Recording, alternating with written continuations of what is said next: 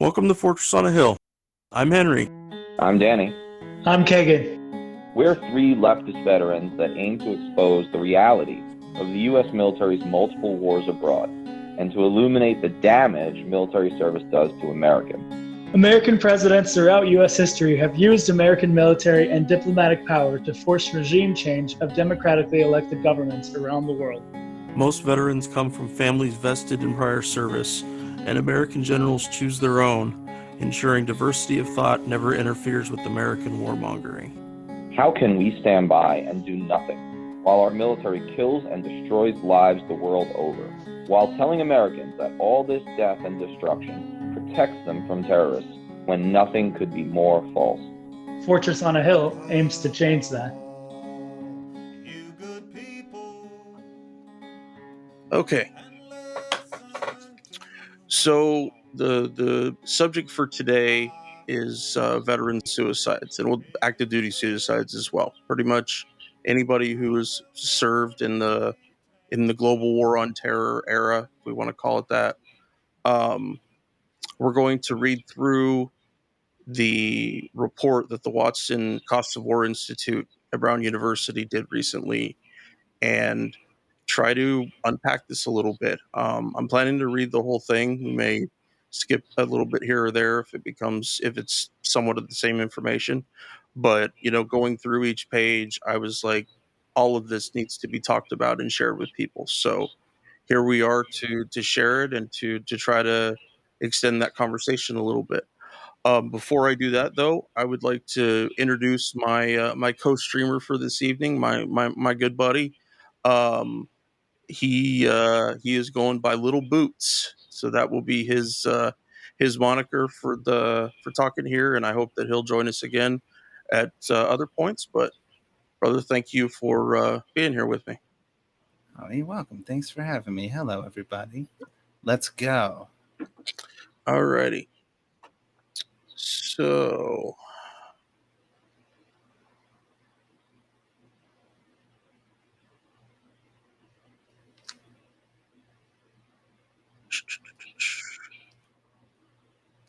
okay, here we go. High suicide rates among United States service members and veterans of the post 9/11 wars. Thomas Suit from Boston University wrote this one. I do plan on trying to get in touch with him and asking him a few questions. Suicide rates among the United States public have been increasing for the past 20 years. But among active military personnel and veterans of the post 9/11 wars, the suicide rate is even higher, outpacing average Americans. The quote-unquote post 9/11 wars refers to ongoing U.S.-led military operations around the world that grew out of President George W. Bush's global war on terror and the U.S. invasion of Afghanistan in 2001. This paper estimates that 30,177 active duty personnel and veterans of the post 9/11 wars have died by suicide, significantly more than the 7,057 members killed in post 9/11 war operations. So I think we all should just sit with that for just a second, that the tally of dead in terms of the actual people that fought in the wars or died of accidents while they were fighting overseas. And it's also important that to remember that this report doesn't include contractors, that American contractors have died. A significant portion of them have died. I don't have the specific numbers right now, but it's important to understand that they're probably in those same communities. Most of those contractors are from the military in one way or another, usually. But we don't usually count them. We don't count their deaths in the same way that we count service members' deaths, and I think it's important that we do that.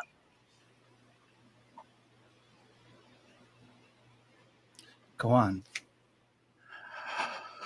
These high suicide rates are caused by multiple factors, some inherent to fighting in a war and others unique to America's war on terror framework. Partially, they are due to risks common to fighting any war, high exposure to trauma, stress, military culture and training, continued access to guns, and the difficulty of reintegrating into civilian life. In the post 9/11 era, the rise of improvised explosive devices, IEDs, the attendant rise in traumatic brain injuries, TBI, the war's protracted length, advances in medical treatment that keep service members in the military longer, and the American public's disinterest in the post 9/11 wars have greatly contributed to increased suicide rates. And how about the casus belli for those wars completely falling apart? There's a while where you could be in the army or a veteran and still pretend like we weren't being lied, like there was some justification to that, but there's not. No. If people have a hard time with aliens, they might have a hard time accepting that they were that deeply misled. Have we ever known so overtly, us army folk or military folk in a illegal war, have we ever known so obviously that it didn't have a leg to stand on within a decade? I don't think, like, when did it become impossible to believe invading Iraq? Like that it was a good thing? Yeah. Well, it's because we haven't dealt with that as a country. No. There's a serious problem with swearing an oath to be serving your country, not serving your country.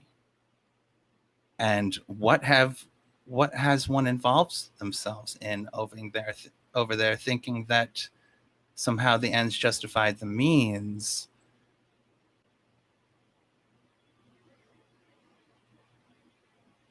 Anywho, I think that's missing from this little list, that we're faced with a divided country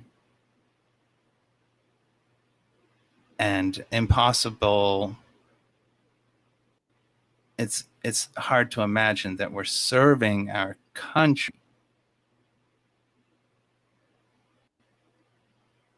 It's more lines of unprosecuted criminals. Mm-hmm. Up to the Barbie version of the veteran. And, well, I guess some people can live in that for a long time, but it's not real. No. Anyhow. No, I think that this little section doesn't really draw that out too much. A little bit later in the report, they do talk more about the political and social costs in that way, and it must think be of pointed little out. girls. Oh, sorry. Go on. I mustn't interrupt. Sorry. That we, as Americans, we have this veil, and when you're a veteran, the veil changes a bit, but it's not that different. But what happens is, if you drop out of that area, if you drop away from maybe a community or a group that is more accepting of the damage, just that we have to fight these wars, we fight them over there, so we don't have to fight them over here, that kind of bullshit. And at a certain point, it becomes something that you swear to, almost as if people are swearing to Jesus or another religious figure. And there's so much news these days that pokes in that veil, that and you see it a little bit in some of the Fox News crowd, how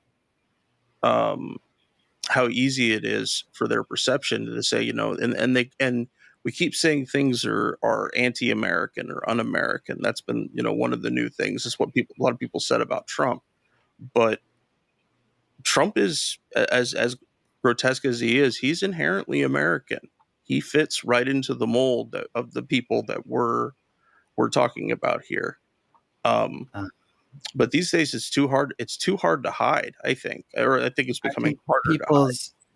people's loyalty has been manipulated into kind of their hate for the other side, Mm-hmm. kind of this addiction to hypocrisy that is eroding the Constitution one miscarriage of justice at a time. I was going to say I think of the little girl community. I understand that their suicide rate has been alarmingly on the increase, and they're also pressured to be something perhaps they can't. Mm-hmm. The culture says a woman is this thing, a culture says a veteran is this thing, and oh, by the way, you're kind of expected to shoot a place up or off yourself. We're not expected to be a danger to tyranny. No. Which is we are. And I think we're a target of tyranny. Next. Next paragraph, I guess. Alrighty. Army Sergeant Dominic McDaniel was a forward observer in the infantry division for 7 years. Wow, that sentence was messed up. As in a the infantry division. Yeah, a civilian wrote this, huh? we have the Army has one infantry division, and you're it, son. Let's not be snobs about it. Okay. Okay. As a sister or a fister, an acronym, the fister, his job was to, quote, remain as calm as possible and drop accurate bombs on enemy target locations, end quote, using his expertise in land navigation and logistics to ensure the safety of his fellow infantrymen. While technically in a support role, he often found himself deep in the combat zone on foot with light infantry looking for enemy combatants. In 2005, he advanced to squad leader in Sadr City, Iraq, with a group of young soldiers now in his care. In a quote unquote extremely bloody time, McDaniel felt it was his job to keep them safe. When members of his squad, including the youngest member of his battalion, were wounded in combat, he felt immeasurable guilt. McDaniel recalled, quote, a couple guys got hurt, and essentially I prayed and I asked God for help. And at the end of that, I felt that no one was coming and it was up to us. And it was a very alone, isolating feeling for sure. And I don't know if that went away after that. Yeah, that's when apathy starts. Yeah. An IED explosion left McDaniel with physical and mental wounds that eventually forced him to resign after a pre-deployment assessment flagged him unfit for combat with a combined traumatic brain injury and PTSD diagnosis. The Army told him to put in his disability claim, and just like that, his military career ended. McDaniel's transition back to civilian life was a terrible time. Quote, I isolated. I felt guilty because my guys got hurt and I was in charge. It was my fault. They started committing suicide when we got home pretty quick. Yeah. Medically discharged, the loss of his brothers in arms and his overwhelming guilt led to alcohol abuse, divorce, and a feeling of cascading betrayal. At his lowest, Sergeant McDaniel fortunately found useful resources for depression and suicidal ideation. Unfortunately, many of those in his battalion could not continue to cope with their traumas. He revealed that while his unit lost 9 people in Iraq, 15 have taken their own lives since leaving the service. Now more people from my unit have committed suicide than died in combat, he said. I feel that because of that, it made me reflect on what we went through, where we were at, how our role in the war has caused some of the extreme chaos in the minds of fellow soldiers. It really kind of strips your humanity and soul away, war does. Well, and what were we psychologically prepared for? Mm-hmm. And then what did we actually deal with? I think we lost our hearts and minds there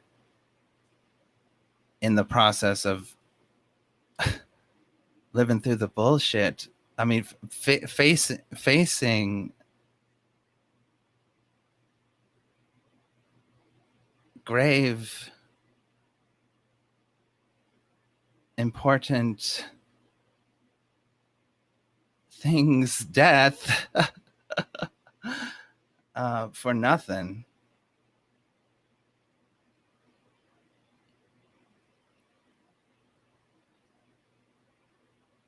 I felt rather outnumbered in the time after I was in college and whatnot. It was maybe, I don't want to say Kafkaesque. It was hard to be among military people who were still believing the bullshit. I was a cadet for a time in college, and I don't want to be disruptive to anyone's ability to function in the Army. So I still don't want to talk to, like my sister-in-law, say, I don't want to disrupt her ability to serve in Sure. this if she's still able to. She is, and she is. It is its own little worlds, kind of like academia or the hospital world of doctors and nurses. You can do good things there. Anywho, excuse me. No, it's all good. Going back to something we talked about a little bit before we started streaming about the COVID factor. That COVID, there's been a pretty sizable increase in suicides both over the Trump years and since COVID has been a thing. And the military, it makes you go and go and go and go, and then suddenly you stop, for different reasons. If you have to go on leave, if you're out of the military, and being injured and having to be in a I'm not sure what warrior transition unit, is that what they call them now? If guys um, they end up getting sent there and they try to kill some before they get out, I guess. Um, but it can be very, very isolating. The military keeps you busy. It always keeps you doing things. So going into a period of being forced to quarantine, to do less, and for some people it could be a good time for them to spend some time with their family. But I would imagine for many of them, especially the combat veterans, that it is a somewhat of the quiet before the storm, because the quiet period allows those things to shift forward in our psyche that we were pushing to the back out of a survival instinct, or trying to get home from the deployment, whatever it happens to be. Dehumanizing the enemy is a thing. It's a necessary thing. Or like doctors might tell jokes about horrific things to deal with the fact that it's necessary for them to be exposed to life and death. If you need to kill a person, you're gonna have to dehumanize them. But was it worth it? Is it real? Can you dehumanize them? Yeah. Does it stand the test of time? And I think that at this point, we can't pretend that it does. With all the slang words used in Vietnam and whatnot, and the racism, there's a function for othering the enemy. But what if we're the monsters? But it's, some people may be simple enough that switching that off maybe is easier for them, or easier to deny. But they do. Yeah. They train soldiers to fire, to pull the trigger when they're supposed to. Yeah. and we're given no training on the way out to deal with that. You're sent to ACAP, which is Army career type stuff. They teach you how to make a resume. But in terms of, I'm leaving this very tight knit community that I did very specific things with, and I'm not going to have the same support that I did before. And I'm supposed to just keep going. I'm supposed to get a job. I'm supposed to um, move into places, where that like being a cop. How many veterans become cops, and how often is their humanity poked at in question in that way? But if you're already used to pulling the trigger, they've actually proven it, statistically speaking, that cops that are veterans have an easier time using deadlier force. And they could go using they deadly can go force. back into a world of us versus the other, They can. They um, absolutely can. there's room for that, and we need that of cops in a way to hold themselves. There's a lot of problems, obviously, but a best case scenario cop isn't. I don't want to see or be treated by him as a human or be vulnerable as a human. Um, yeah, there's room for good and bad there. But it's a place for a veteran to go and maintain that kind of mindset. Mhm. Maybe not ever really deal with it. I feel like until our country really deals with how it is we really ended up over there, where veterans are just going to be left on their own to slap band-aids on it to maintain that world. Definitely. There's a footer note here that I'd like to share. At the outset, I wish to note this article focuses at length on the ways service members and veterans face hardship and mental illness that may lead to suicide. The veterans emphasized here represent an alarming and significant portion, but non-majority, of service members and veterans. I do not wish to reinforce stereotypes of veterans that mark them as, I can never remember how to say it, prima Prima facie, facie. broken or dangerous people. I agree with that. I'm glad that they mention it so that it's clear. That they're Yeah. swinging wildly to the left or right in terms of if someone is, are all veterans broken, And if and that someone is lost, might they conform to the projection, not knowing where else to put themselves? Yeah, it's a good point. I'm glad that they and address that. the thing that I would mention here is that this is trying to poke at um, hold on, let me get my thought together here. We don't want people to assume all veterans are broken, but how do we accurately measure the damage done to a veteran if we're not analyzing it in that way? I mean, people need to be willing to ask the question and not have the obvious answer. I meet someone, he's a veteran, oh, he served in Iraq. I wonder about this, but don't assume. Don't assume, because you don't really know what their service may have been. Yeah. Some people deal with it easier. Some people have better mental health when they join, or their family is more supportive and they're able to deal with it. Some people are deeply religious, and their religious belief helps deal with some of that. Um, Mm-hmm. but yeah, and I don't want people to look at veterans as if they are broken, but I do want them to understand we're willingly doing this to fellow human beings, our children, no less.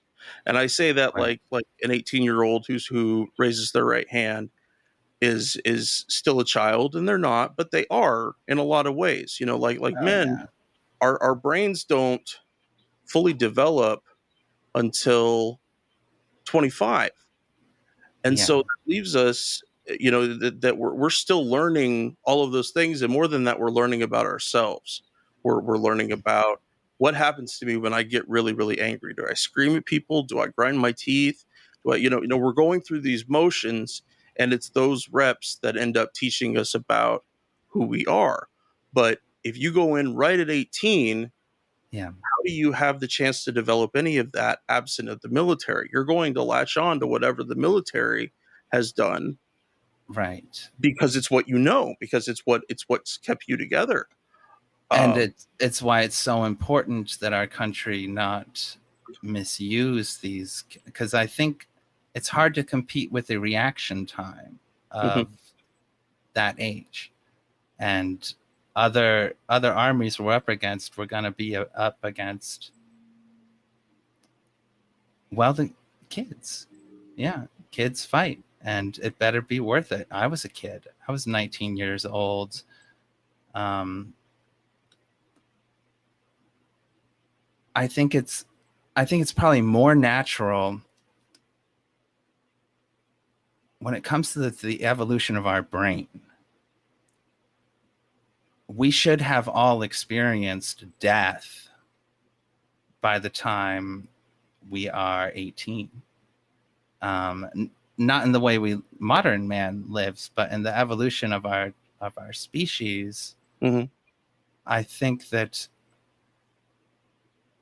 trauma and that kind of loss is that there's a critical period in the development that we're skipping, and we live in this artificial glorification of violence and whatnot, and the propaganda war movies, and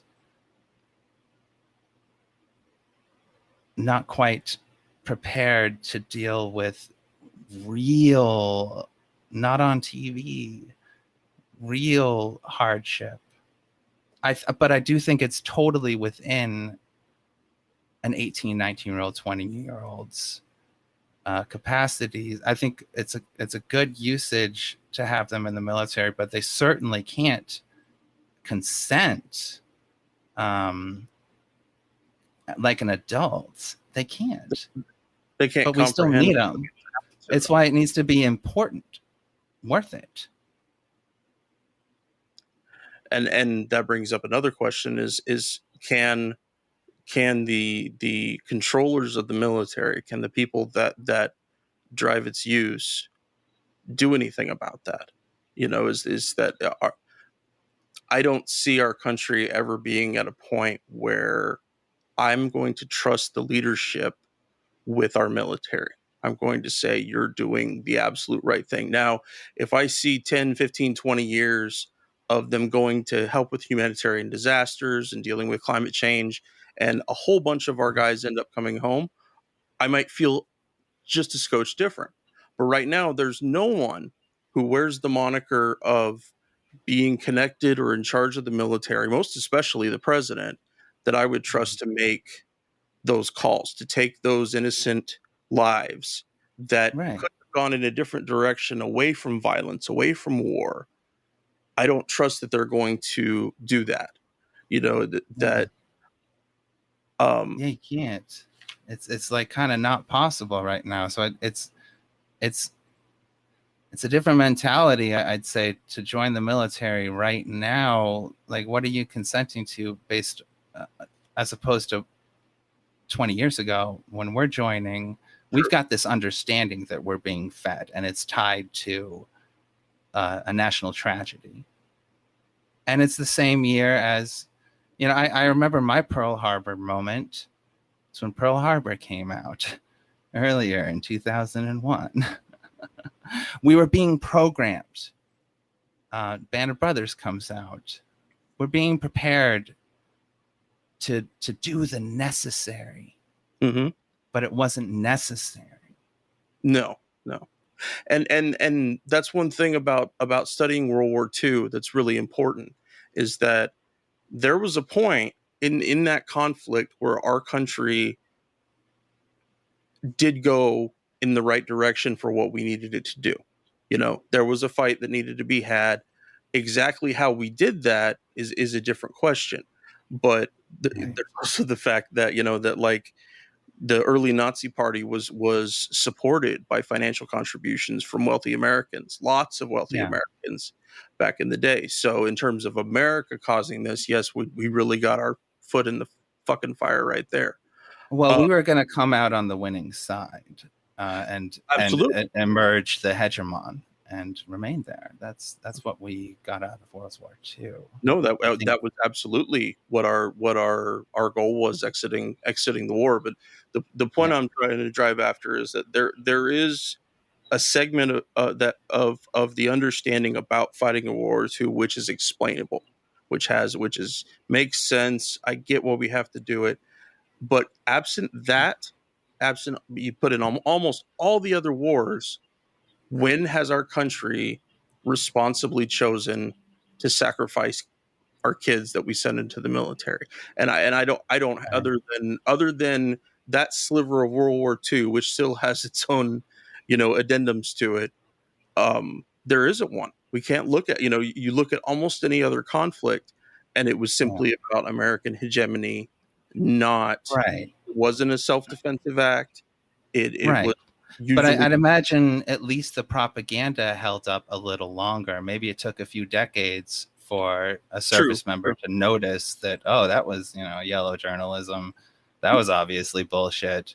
But in this new age of information going Yeah, immediately, um, our propaganda machines, our misinformation machines aren't doing the job because I'm not no, buying it. And that's going to cite whether what someone believes or not is true. Well, it helps if it doesn't fall apart. I think yeah, if it's sustainable.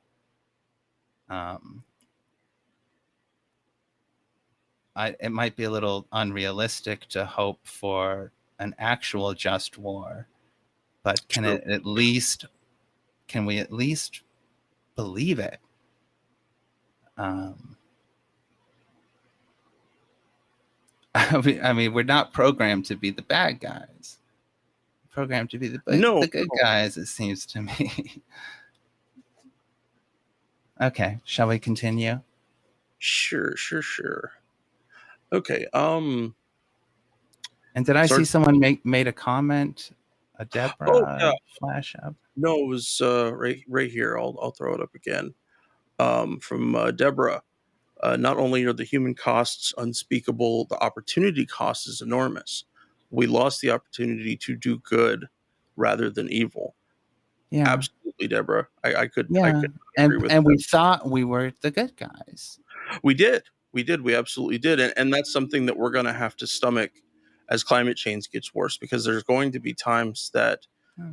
we're like, our military should be dealing with coastlines that are eroding, not Like neighboring China area. planting a bunch of trees and Yeah, whatnot. yeah, no, that we're not we're that We've it been actually using it is our offensively. survival. Um, Yeah.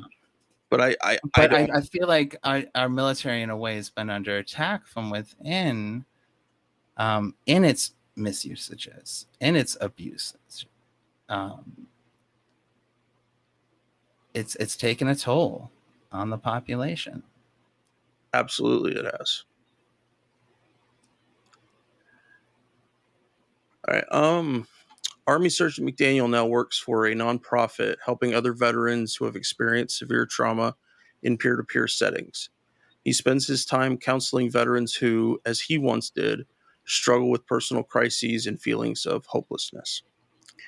His experiences are not rare. Sergeant McDaniel's experiences represent just one story of trauma, suicidal thoughts, and a now persistent feature of military life: losing service members to suicide. I'm going to stop right there. Suicide has always been a possible and very real reality for veterans of any war, in any place in the world. It's not we some of the news stuff and the way that this report is coining it, that there was a suicide epidemic in Vietnam. There certainly was one following World War II. But because for so long proper statistics weren't kept and suicide was something that was shameful and pushed to the edges, not saying that it still isn't today, but I think it's a little bit less so, that we can't pretend that this is a new phenomenon. There certainly are factors in the war on terror that are unique to the war on terror. But And I can't. can a civilian population that's been economically squeezed as hard as it has these last 20 years cherish its veterans, or treat it like a burden, treat them like burdens? Yep. Will a veteran understand themselves as a burden? With things are so tight, and Yeah. have gotten worse and worse. Anyhow, Something I want to study and go back and look at is, I want to look at different periods post major wars, post the Reconstruction after the Civil War, the period immediately following World War II, and I want to study what people said about suicide during that time as it pertained to veterans, because I think that there's a whole complex of statistics that are just waiting there to be found, assuming we have stuff that would be helpful. Getting Norman Camp's book from Lee about that, about mental health, treating mental health in Vietnam, and how about about suicide culturally in say other countries too? How are they doing with it that have participated in wars? Japan might have a different look culturally. It might be not true, so taboo for them to true. be. And But what are ideas of what life is about is all mixed up into that. Yeah. And if it's being a worker for enslaving and then complaining all day, or competing about who's got it worse. Yeah.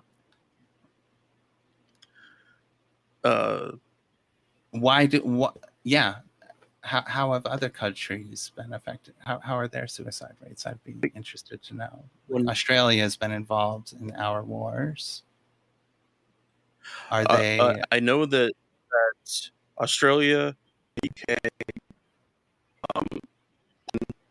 these are countries that sent a lot of forces to Iraq and Afghanistan. I want to say the UK's were even higher than ours per capita in terms of the amount that they lost. And that's not something that we suicide wise. I don't recall anything about suicides in Institute report. It was about the human costs to our ostensible allies in fighting in Iraq, in fighting in Afghanistan, in fighting in Syria, Yemen, elsewhere. But it's something we don't usually include. When we talk about American, veteran suicides, it's usually just Americans. We don't take the time to understand that this was a war that our country spearheaded, and we brought our allies with us, and they sacrificed a commensurate amount of personnel to our own. That needs to be included. Yeah, and they experience violence. They might not feel as responsible as a country as us. True. Maybe they could be more realistic the whole time. Maybe you could join the military looking for a place to be the bad guy. Yeah. I don't know. And if they're committing suicide as well, it's probably not by firearm. True. Because they don't have the same cultural attachment to gun ownership that we do, especially among veterans. So I would be really interested to know that. I'm sure there's probably some people I could look up. That's worth figuring out. Yeah, that's definitely factorable. Yeah, scientifically. Let's see, where was that? Okay. In a recent survey of 1,705 veteran members of Iraq and Afghanistan Veterans of America, 67% of veterans knew a post 9/11 veteran who had committed suicide, and 62% knew Who had Um, attempted, and 62%. excuse me, who would 67 for attempted suicide and 62 for committed suicide. And that was something actually we were talking about before the stream began, that I know two veterans that I served with personally who have killed themselves. And I believe you said four guys that you know. I stopped counting at 4. I don't want to. I don't blame you there at all, dude. Um, and but it's going to be a feature of that, moving forward. When units try to do reunions, when it gets a little further down the road. Granted, there are some places that already do it. The MP Corps Regiment at Fort Leonard Wood has an annual convention, and their guys show up. And I wonder how much this comes up. I wonder how much they do they honor the people that have taken their lives? Is it more of a cobweb that they don't want people to see? I'm sure there's probably some intergenerational issues, because a lot of the guys that I'm thinking of are Vietnam veterans. My tendency is to think of the suicides as people that would have otherwise maybe slammed a door in the moment. But I guess there's all different types of suicide. It's not only in a moment of passion. Sometimes it's a planned out, hopeless procedure. True. And you, I guess one must believe that it's a way out to go that way. Well, I think that's one of the things that people that we're not willing to discuss as upfront in that way, is that a person choosing to kill themselves, to me, it's about pain. We're looking for pain relief, to whatever situation it is. And they tell themselves, I have tried this, and I've tried this, and I've tried this, and this is my last resort. But it's a very normal human instinct. We want the pain to end. And they arrive at a point where they don't see it ending, and they choose to do what they do. And sometimes people give somewhat obvious signs. Other times it's completely out of left field. And sometimes people also, sometimes you don't end up dealing with it until years later. Sometimes you get out of the service, you get a new job, you work 15 years, and then you're going through, let's say, a divorce, something really hard, really personal, and maybe it starts bringing a whole bunch of stuff back. And again, it was 17 years ago, but that doesn't mean that you're not right there and experiencing the pain of that moment. And I feel like that sometimes when people think someone's suicidal, there's this tendency to talk down to them, and that, it'll be okay. You just got to let this pass. It can't hurt enough that you want to hurt yourself. And it's like those statements help no one. Those statements help no one. Yeah, you got to go down there with them. You do. You have to be willing to go down that rabbit hole and face some dark stuff. But and the I think philosophy could help people a lot with existentialism and what it is to exist. I think culturally we've got a lot of work to do in producing a healthy population. True.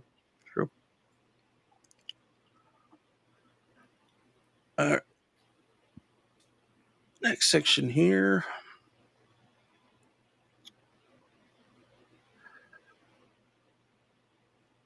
Okay, that's mostly repeat. Okay. This trend is deeply alarming. The increasing rates of suicide, veterans, and active duty personnel are outpacing those of the general population, marking a significant shift. Again, I don't know how significant, because we don't have numbers on all the other ones, but we'll table that for a moment. Historically, suicide rates among active component service members have been lower than suicide rates among civilians. Elizabeth P. Van Winkle, the U.S. Department of Defense's Executive Director of Force Resiliency, let's come back to resiliency in a second, explained, quote, suicide rates for active component and reserve members were comparable to U.S. population rates after accounting for age and sex.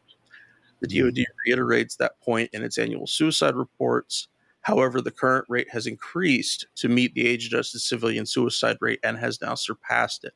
That the current rate is commensurate with the civilian rate after historically being far lower ought to raise concerns. Meanwhile, suicide rates among post-9/11 war veterans surpass civilian rates. The growing crisis is especially pressing because veterans of post-9/11 conflicts are disproportionately dying by suicide compared to previous military service eras. Excuse me. Again, I get that's what the data says right now. I don't think that that's accurate. I don't think that that's a fair description of what is actually what the overall data would actually show if other U.S. If we had conflicts some the same way. charts to look at or something, we might be able to wonder about. Well, we might see some spikes Yeah, that's a good over point. the years, some like actual raw data, rather than words. I'll have to when we get done today. I'll have to check out Dr. Camp's book. There might be some more specific stuff in there about suicides. There are clear contributors to suicidal ideation, like high exposure to trauma, mental, physical, moral, and sexual, stress and burnout, the influence of the military's hegemonic masculine culture, continued access to guns, and the difficulty of reintegrating into civilian life.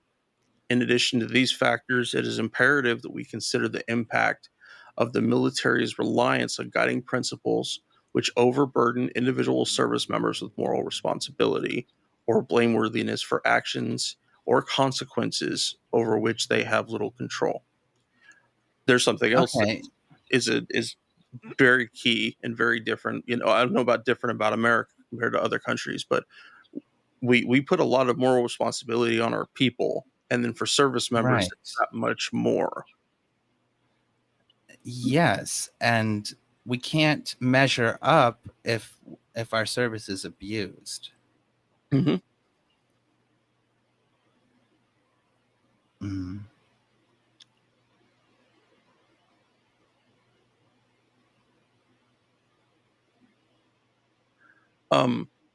And that's something to discuss in terms of the way that our military does, it's completes its actual missions. Is that when a unit loses someone to suicide, they don't go back and look at the unit and say the 66 military police company lost this person, and they're saying that as an action is that the 140 people that are members of this company let this other person die. Now, I'm not saying they should put that on them specifically, but they need to understand is that it's supposed to be cohesive. We're supposed to hold each other together.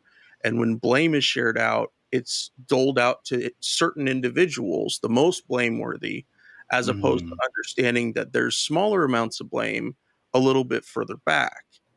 And we don't like military like the military justice system, that we find our scapegoat or scapegoats, they are tried, investigated, what have you, and the matter is said to be ended. It's done. It's not, we're not going to look back anymore.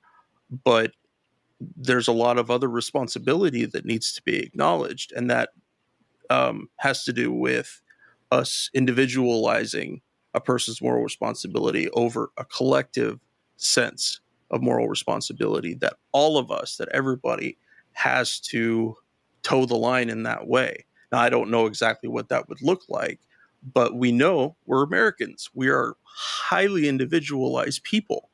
And so, and especially like the moral responsibility thing, we're a Christian nation. That's how we see right and wrong in a lot of ways, is singular on the one person or on a very small group.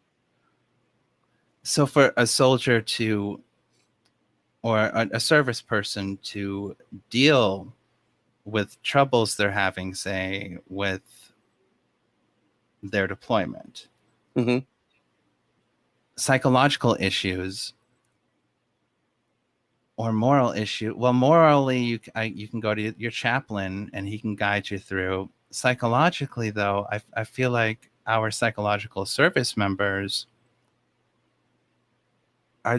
their function, they're there to just get the service member back to the front or to their unit, not so much deal with what's wrong.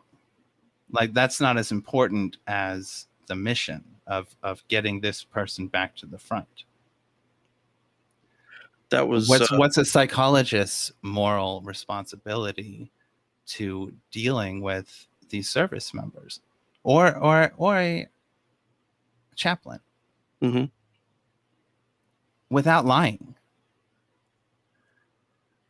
That was something that Dr. Camp also talked about in his book, is that he saw therapists and shrinks choose to toe the company line, to well, say they're set up for failure a little bit.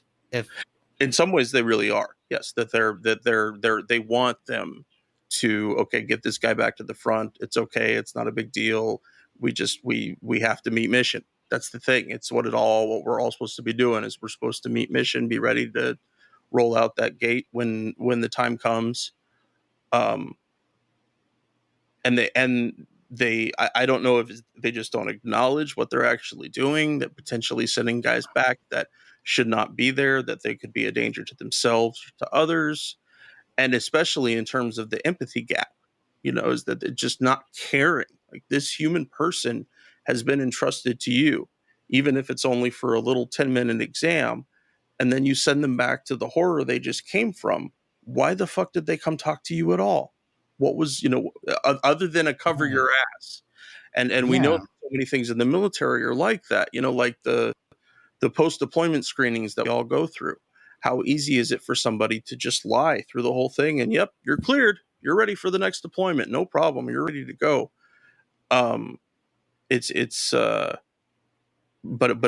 very much part of the system. And like you said, it really is. In the military, doing psychological work, you're almost always set up for failure.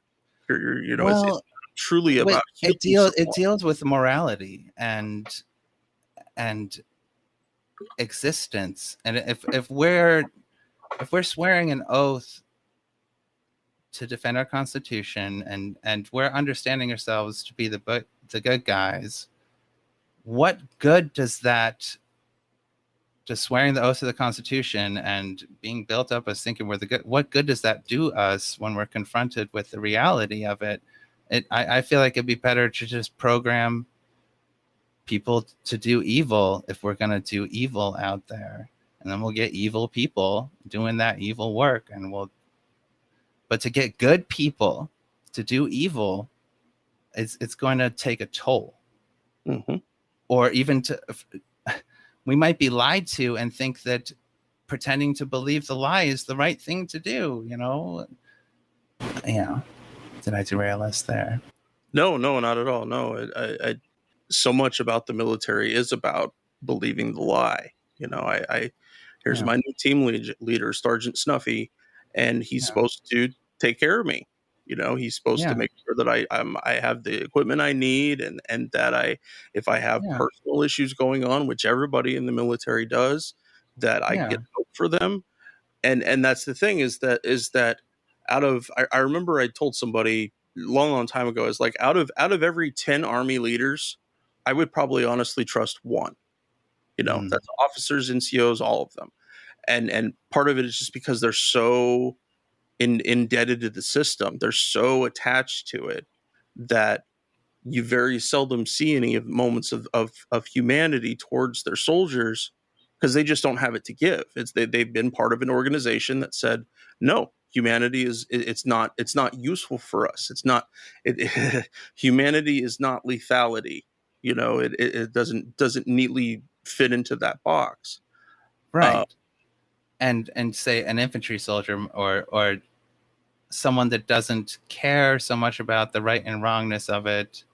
I don't know where to go with this. We can keep reading, and then we'll circle back to it if we get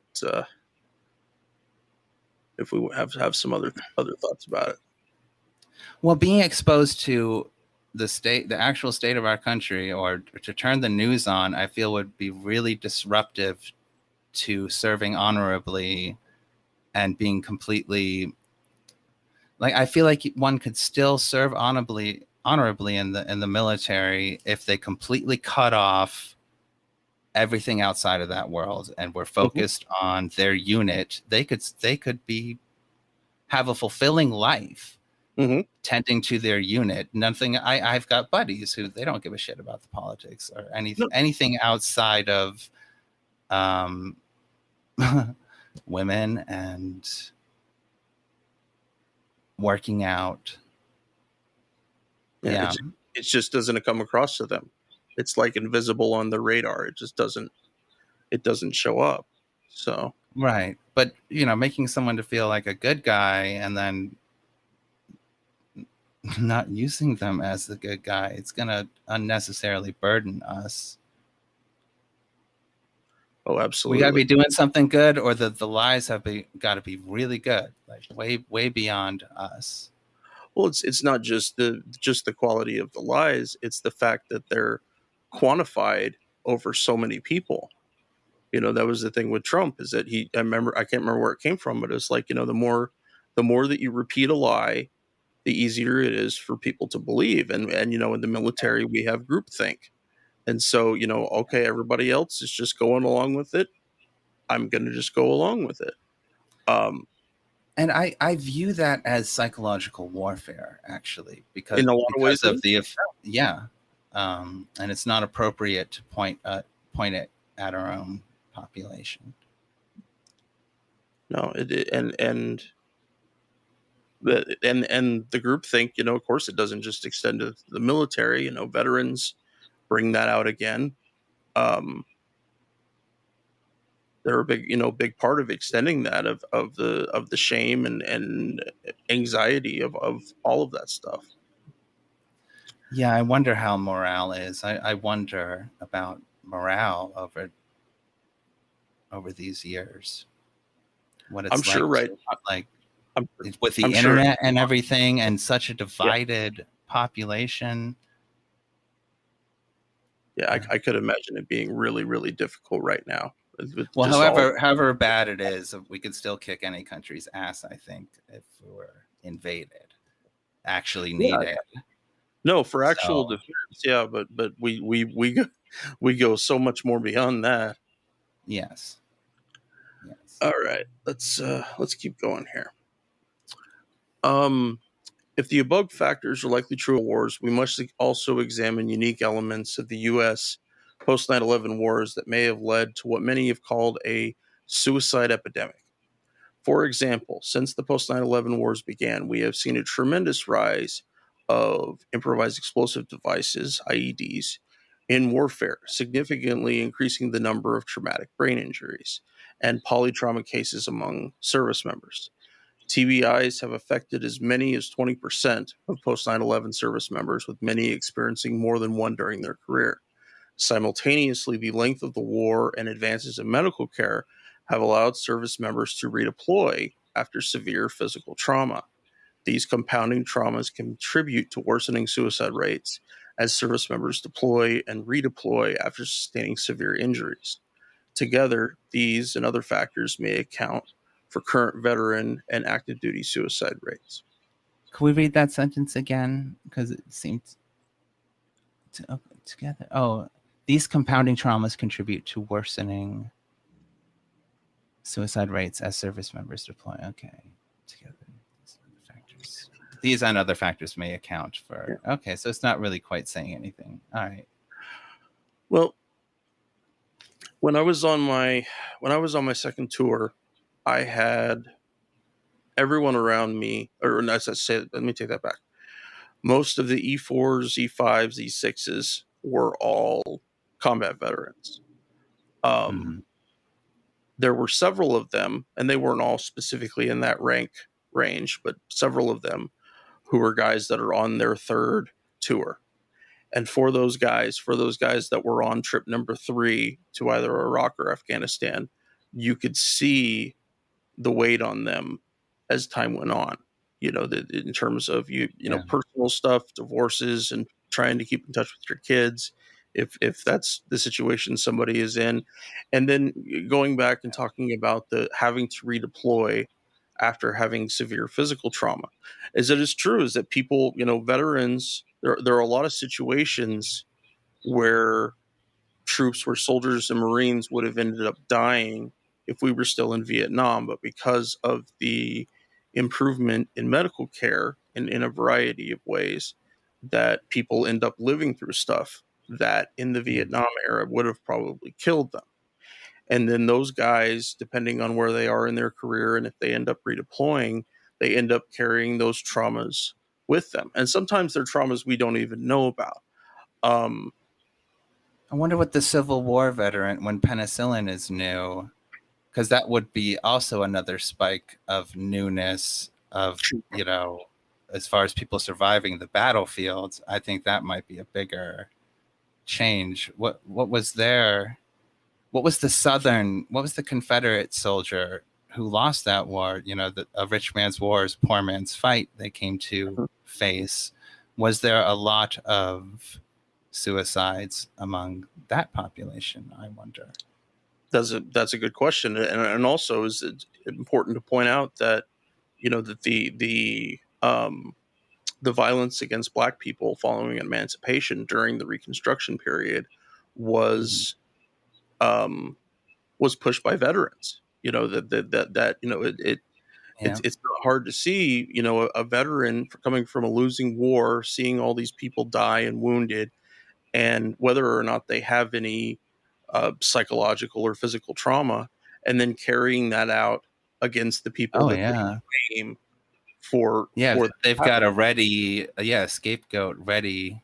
Instead of suicides, they might have just been killing other humans. And also that our society has become a lot less forgiving in terms of crimes that way. Is that that I noticed that through the George Floyd protests that happened last summer, is that there were like guys bringing out paintball guns, that they would shoot people with paintball guns as they were driving by, and shoot protesters, I guess whoever was counter protesting, but you know what I mean.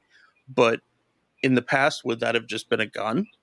Would that have been a baseball bat? That we still commit violence, but it's violence of smaller means. But in other eras, that violence would have been a lot more acceptable.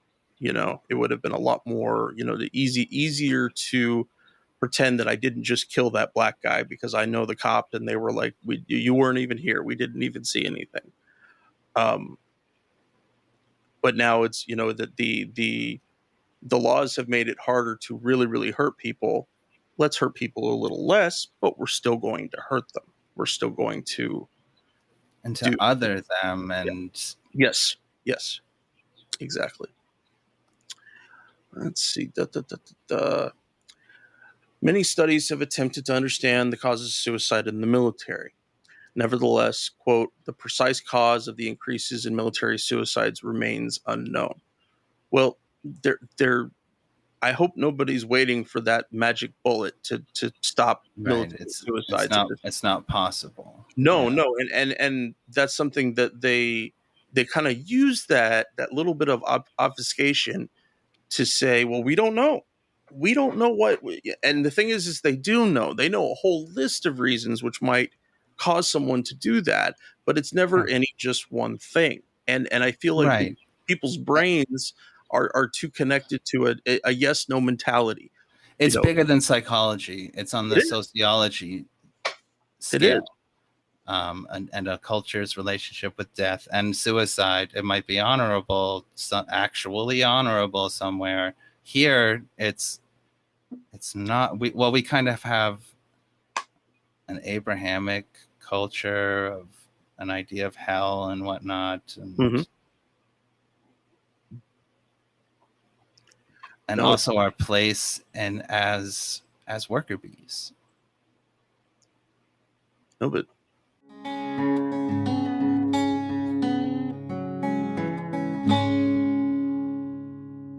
our podcast is supported in a few different ways.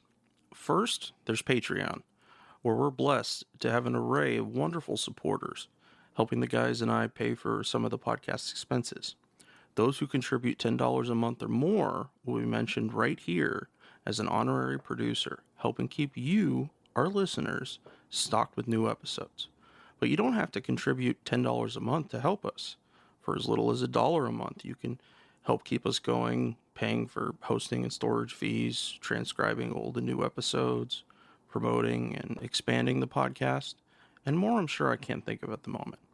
So let's bring out our honorary producers, and they are Will Arens, Fahim Shirazi, James O'Barr, Adam Bellows, Eric Phillips, Paul Appel, Julie Dupree, Thomas Benson, Janet Hansen, Tristan Oliver, Daniel Fleming, Michael Karen, Zach H., Ren Jacob, Howard Reynolds, Why I Am Anti-War Podcast, Scott Spaulding, Kenneth Cordasco, Korgoth, and the Status Quo Podcast. Your contributions are wonderfully helpful to us. Thank you so much. However, if Patreon isn't your style, you can contribute directly to us through PayPal at paypal.me/Fortress on a Hill. Or please check out our awesome store on Spreadshirt.com for some great Fortress merch. The link is in the show notes. And now, let's get back to the podcast.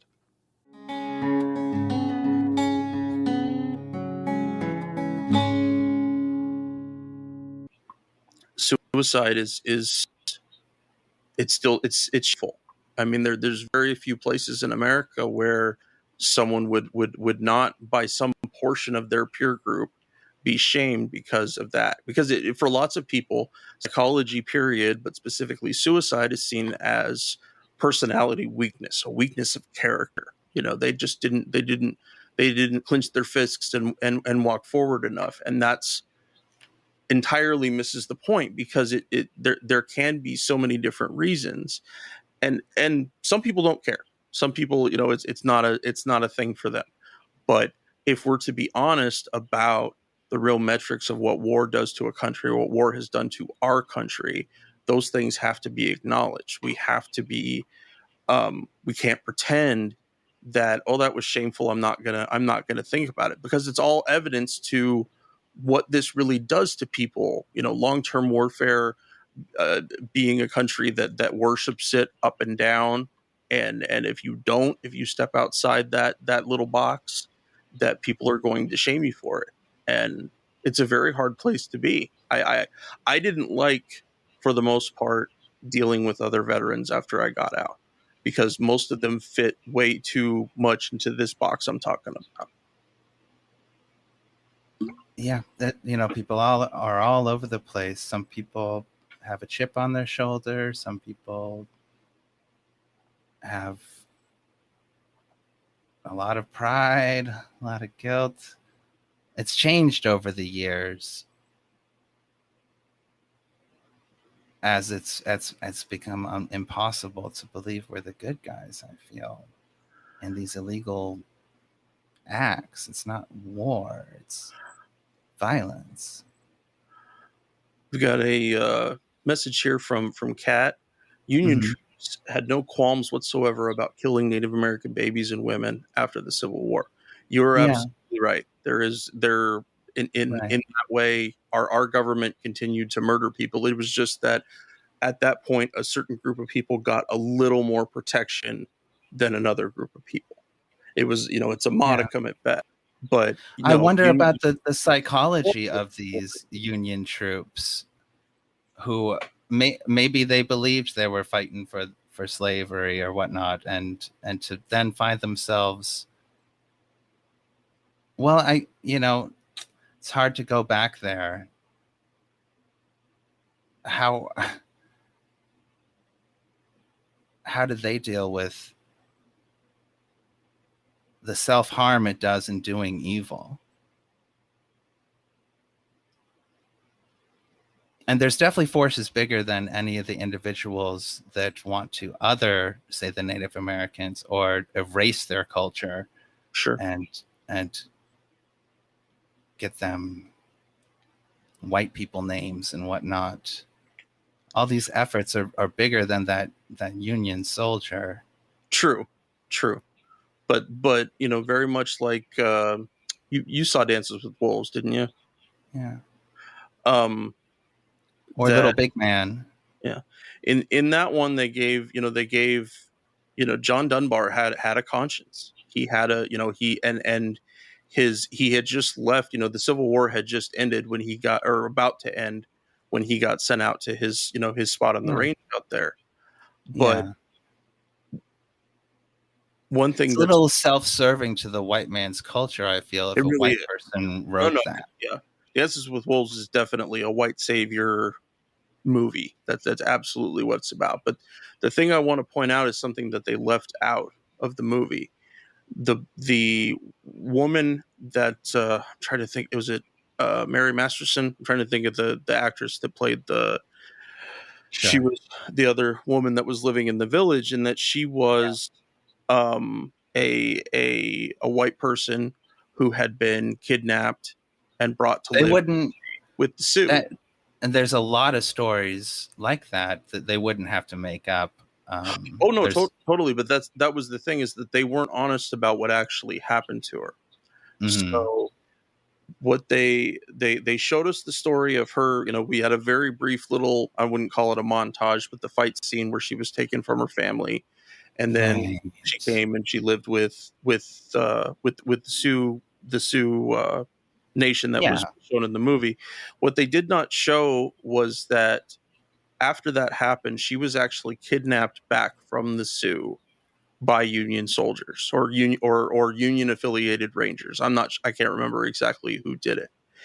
And at that time, when they kidnapped her back, they murdered her husband, who was a Sioux man. Mhm. They murdered Yeah. one of her children, and they kidnapped her other daughter as well. And then they Yeah. took her back.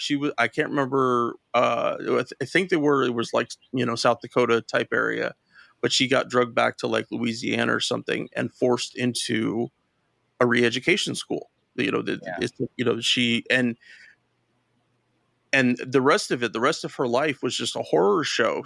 Her daughter died before she did, which That sounds like a much more useful story. That I didn't realize that she was uh, yeah, that was based off of a real person. her name was Mary Ann Parker, was her given name. Did But they invent Kevin Costner's? And I love Kevin Costner. I Did do they too. invent his character? Um, I believe so. I want to say that there was no specific story about that. Mhm. Uh, but they totally took it out. In terms of going Yeah. after that white savior mentality, by removing that, they entirely attached themselves to it. And Right. And what does that movie? What did that movie do for our culture when it came out? exactly, exactly. And the other thing to consider, and this doesn't have to do specifically with Marianne, but when you buy, I have an extended edition, I think, and I've watched the extended edition a couple times. And before John actually gets to his camp, what becomes Fort, I can't remember what he calls it, um, that there's a little short scene where it's the soldiers who were there, and you have the officer that was in charge, and he's yelling out to these little caves that they had little built-in little caves in this big mound of dirt for the places for them to be, and he's calling to them and they won't answer him. They won't say a word. They hadn't been resupplied. There was a lot of really in terms of their survival there, in terms of keeping the post going, it was really difficult. But that mentality of being a soldier and being entirely defeated, there's no food, there's no support. Why the fuck do I think that this is worth it? And that really showed it. But that one scene was cut from the original movie. It was like I said, in the extended release. And to me, that's a much more human showing of what war Moment. does to soldiers Yeah. than what they actually ended up showing. Now, Dances with Wolves, I think, does have some good parts to it. I don't think it should, entirely tossed aside, but it is very much a white savior, settler colonialism kind of movie with just enough humanity that we stop paying as much attention. That's all Yeah. that needed to happen there. It's So kind of a soothing movie for our yeah, country in a way. yeah. And they were kind of honest about what was happening about the Sioux getting put on to reservations and stuff, but all they did in the end was just there was that panning shot of they're leaving the village because they know that the army is hunting for him and they don't want the tribe to take that in. They could have showed us that. They could have showed us in maybe historical photos or a reenactment or something. What was it really like to be herded onto a reservation after this happened? But instead, we got a nice montage shot, fades back, and a little caption on the screen about this happens and the movie's over.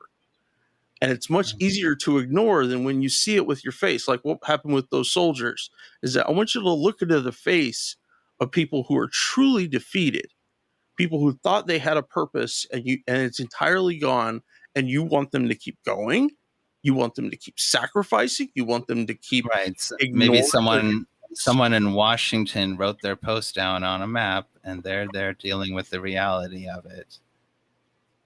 Yeah. So, okay, let's go ahead and move on here a little bit. This paper explores possible causes using currently available data from the DoD, the VA, and related institutions to determine rates and numbers with as much consistency as possible. The paper also draws on secondary literature that provides analyses and insights from numerous related investigations. Finally, this paper relies on a series of semi-structured qualitative interviews conducted by the author about the role of faith and morality in the lives of post 9/11 service members and war veterans before, during, and after their military careers. These interviews include stories of triumph and trauma from those in every branch of service. While some left the military unscathed, most have had to confront the difficulties of military experience. As one sailor reflected, anytime you are involved in the military, you are connected to something that is constantly doing both ill and good. It's just inevitable. There is enough moral stain in the mix that just by joining, you are going to come out stained. I think that's very prescient. That understanding that certain things may not affect me, but they may end up affecting my. That there is a wide pool here of bullshit, of injuries and psychological damage, and moral judgment, moral questions that there's it really I don't want to say pick your poison, but there are that many ways for someone to be traumatized, and we haven't even I don't think we've even mentioned yet military sexual trauma, that such a high portion of women and men's statistics aren't nearly as high as women's, but that this is trauma that people carry with them, and that trauma may be adjacent to other combat trauma. Sometimes for people it's just it's I'm the constantly shocked talking to females at how prevalent that sexual assault is. I don't feel at all qualified to speak on it. I was in an all male unit, and we were pretty regularly warned to stay away from the females. Men, everything you do is sexual harassment, and not just to protect them, but also to protect ourselves as well. Just don't deal with the females. So I had a very non-sexual military experience where there might be some peripheral sexuality of people looking at porn and whatnot, but as far as my day-to-day life in the military, that it just didn't enter. We didn't have sexual relationships. It was maybe a little more professional, maybe not professional enough here and there, but it was nice not to have to deal with that. I guess I'm lucky to be a man there. No, I served with female MPs in basic training and throughout the entirety of my time in the service, with one exception, that I had a soldier in my team that was taken because the area they were sending us in Iraq was males only. And my squad got attached to a Marine battalion, and the Marines don't send females to anything like that. So they essentially just cut us off, and my soldier got transferred to a different platoon who was going to be in a different areas. But that was a really big hit for me, because I was like, we should be able to have female troops doing this and not worry about it. Is sex encouraged or discouraged at all amongst? Generally, it's discouraged for people to do that. But in the efforts of full disclosure, my first wife was an MP. She and I met each other and got married, and that's one of the things about, you fall in love with the people you see, the people that you're around, the situations that you're in. Well, I think of the Spartans, and they would rather encourage their soldiers to have sexual relations amongst each other, to love one another, and that, of course, they were homosexual relations, but to go into a battle with someone that you love, that you're having physical relationships, they turned that into that was a strength that was used. We're not doing that. It seems we might be setting people up for failure if we're discouraging sex when sex could be really useful to us. True, but we're still too connected to the morality play in America of sex being bad.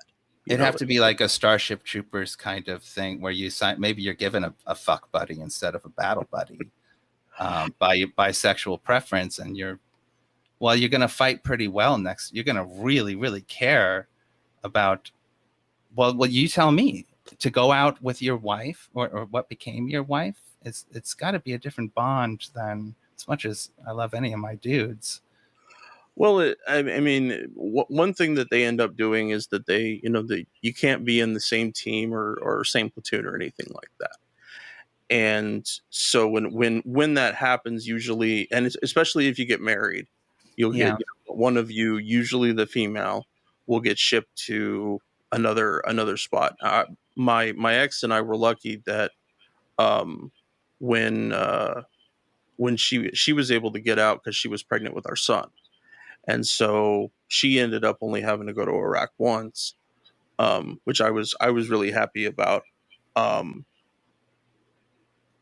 But crap, sorry, I lost my train of thought. But no, it was generally seen as bullshit. If you have a relationship with somebody else, it's like, it's bullshit. It's not worth people's time. I don't know why you want to date other soldiers or anything. And I can understand the social issues with all of that, but again, you fall in love with the people that are around you. And and you're in high stress times. It might be nice to have someone to hug nearby. Not sex so much for reproduction, but in a bonobo kind of. But for comfort. Comforting each other. Yeah, to discourage people from that, or to make it, or to not take advantage of its potential power, I think is a mistake. I think part of the problem too is that we have too much shame about birth control, because the biggest thing is when someone would get pregnant, usually on deployment, and of course the female has to go home because she's pregnant. There's her being out in combat it just makes no sense for anything anymore.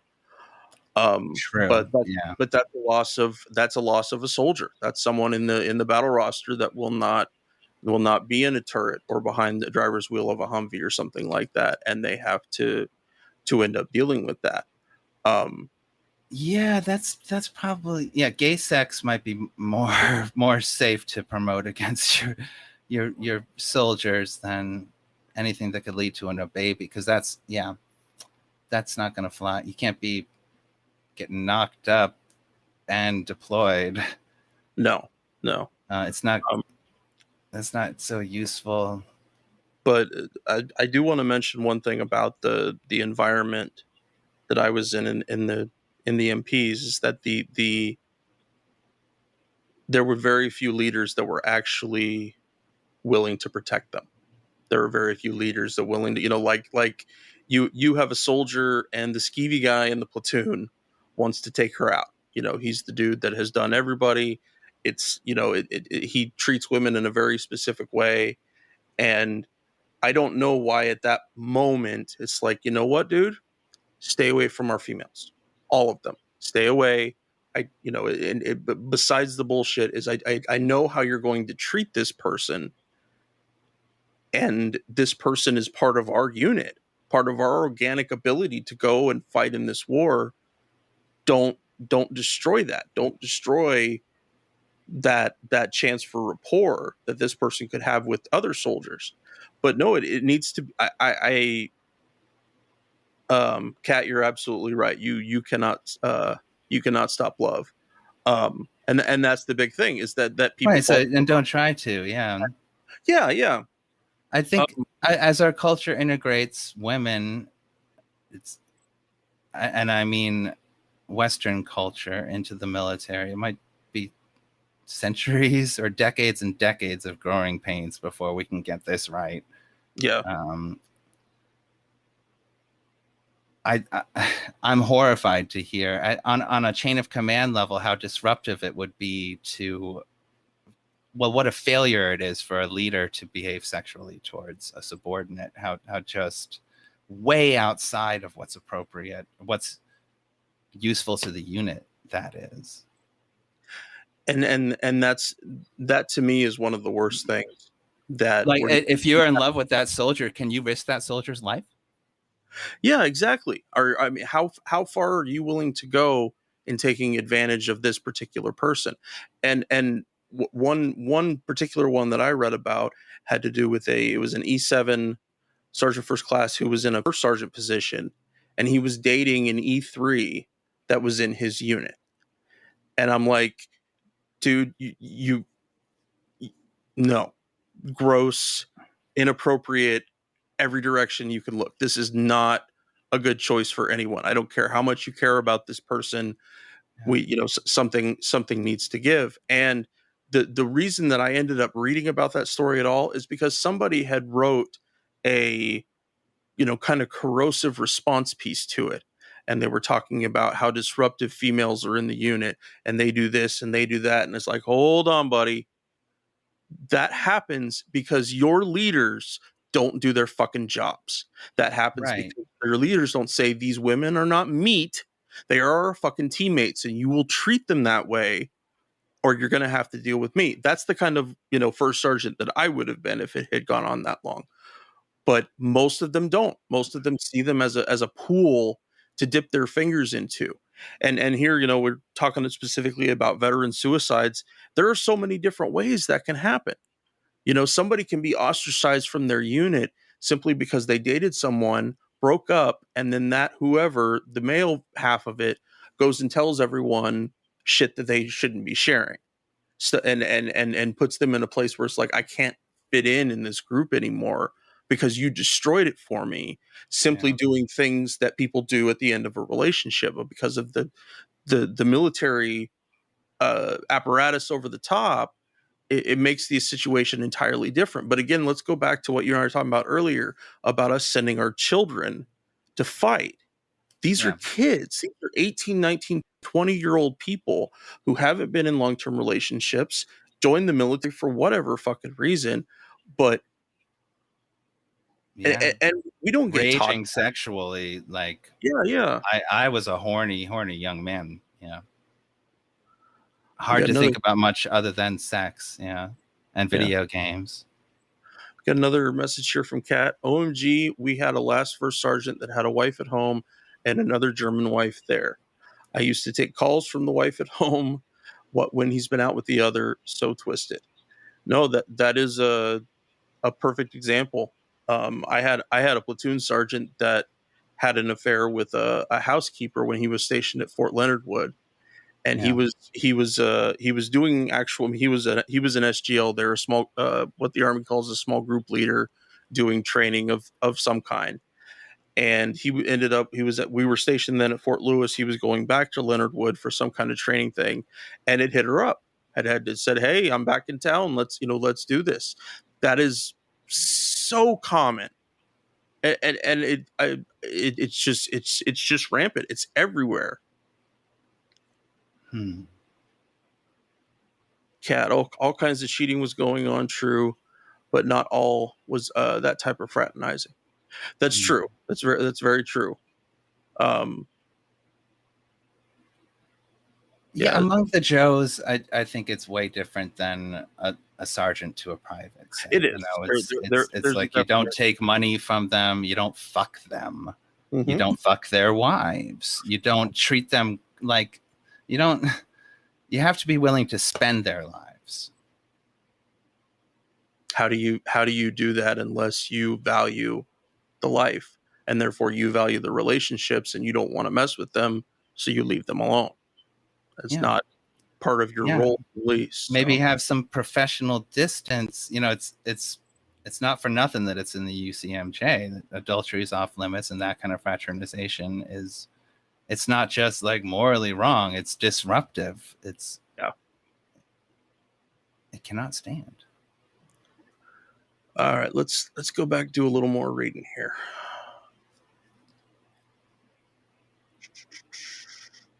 Neither the qualitative interviews nor the secondary literature and data pointed to a singular cause for increased military suicides. We talked about that a bit earlier. There are simply too many variables that may contribute to rising rates. No shit. Yeah. Moreover, the different roles of service members in the different branches and components, active or reserve, all present unique risk factors. An Air Force engineer would have quite a different experience from an infantryman in the Army, who would have a vastly different experience from a Navy reservist. 2012 Armed Forces Health Surveillance Center report, for example, revealed suicide rates for the Army and Marines were higher than those of the Navy and Air Force. That makes sense because those are the guys that primarily are doing boots on the ground type missions. However, it's important to note what they're talking about here with different jobs and different experiences is like it was mentioned by the guy when I first started reading the paper, and talking about that he's not someone that generally would be out on a walking patrol. He just generally wouldn't. But because of the nature of the war on terror, you have MOSs, you have military jobs that are out in positions they normally wouldn't be in because for whatever the mission has to require. Like a great example is MPs, where I was in Diwania, about 3 hours or so south of Baghdad. There was a good portion of the deployment we were by ourselves. There was a bunch of units in the area, and we generally had to provide. Somebody would come to help us at some point, and there were times later on where we did get more people.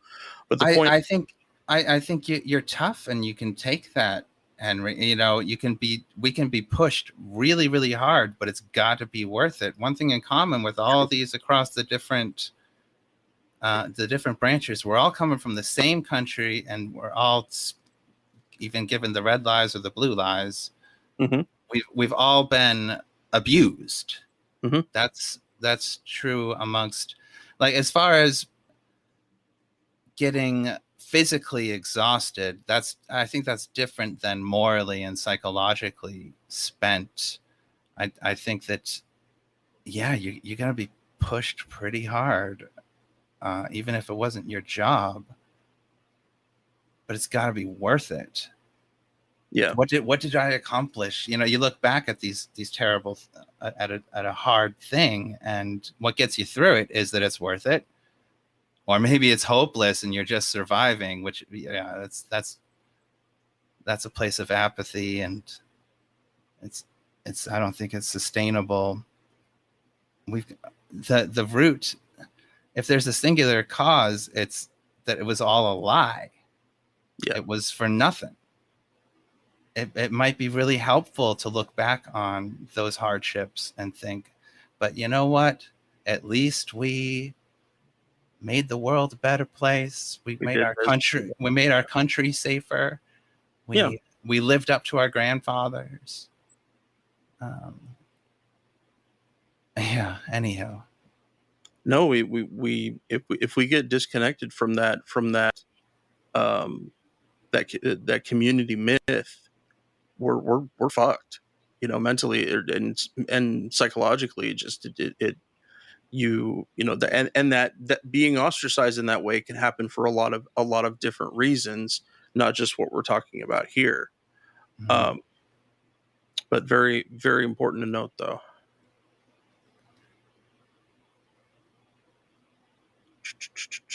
Where was it? Attempting to identify the primary cause of increasing suicide rates would require piecing together a puzzle we can often only identify in hindsight with limited knowledge of the individual circumstances under which people chose to take their own lives. Still, it is worthwhile to lay out the patterns of factors affecting military personnel and veterans in our modern wars, as well as what factors may be unique to the post 9/11 era. And I feel like he's really, really missing a lot by confining this to our culture, Yeah, because we're there's humans outside of American. yeah.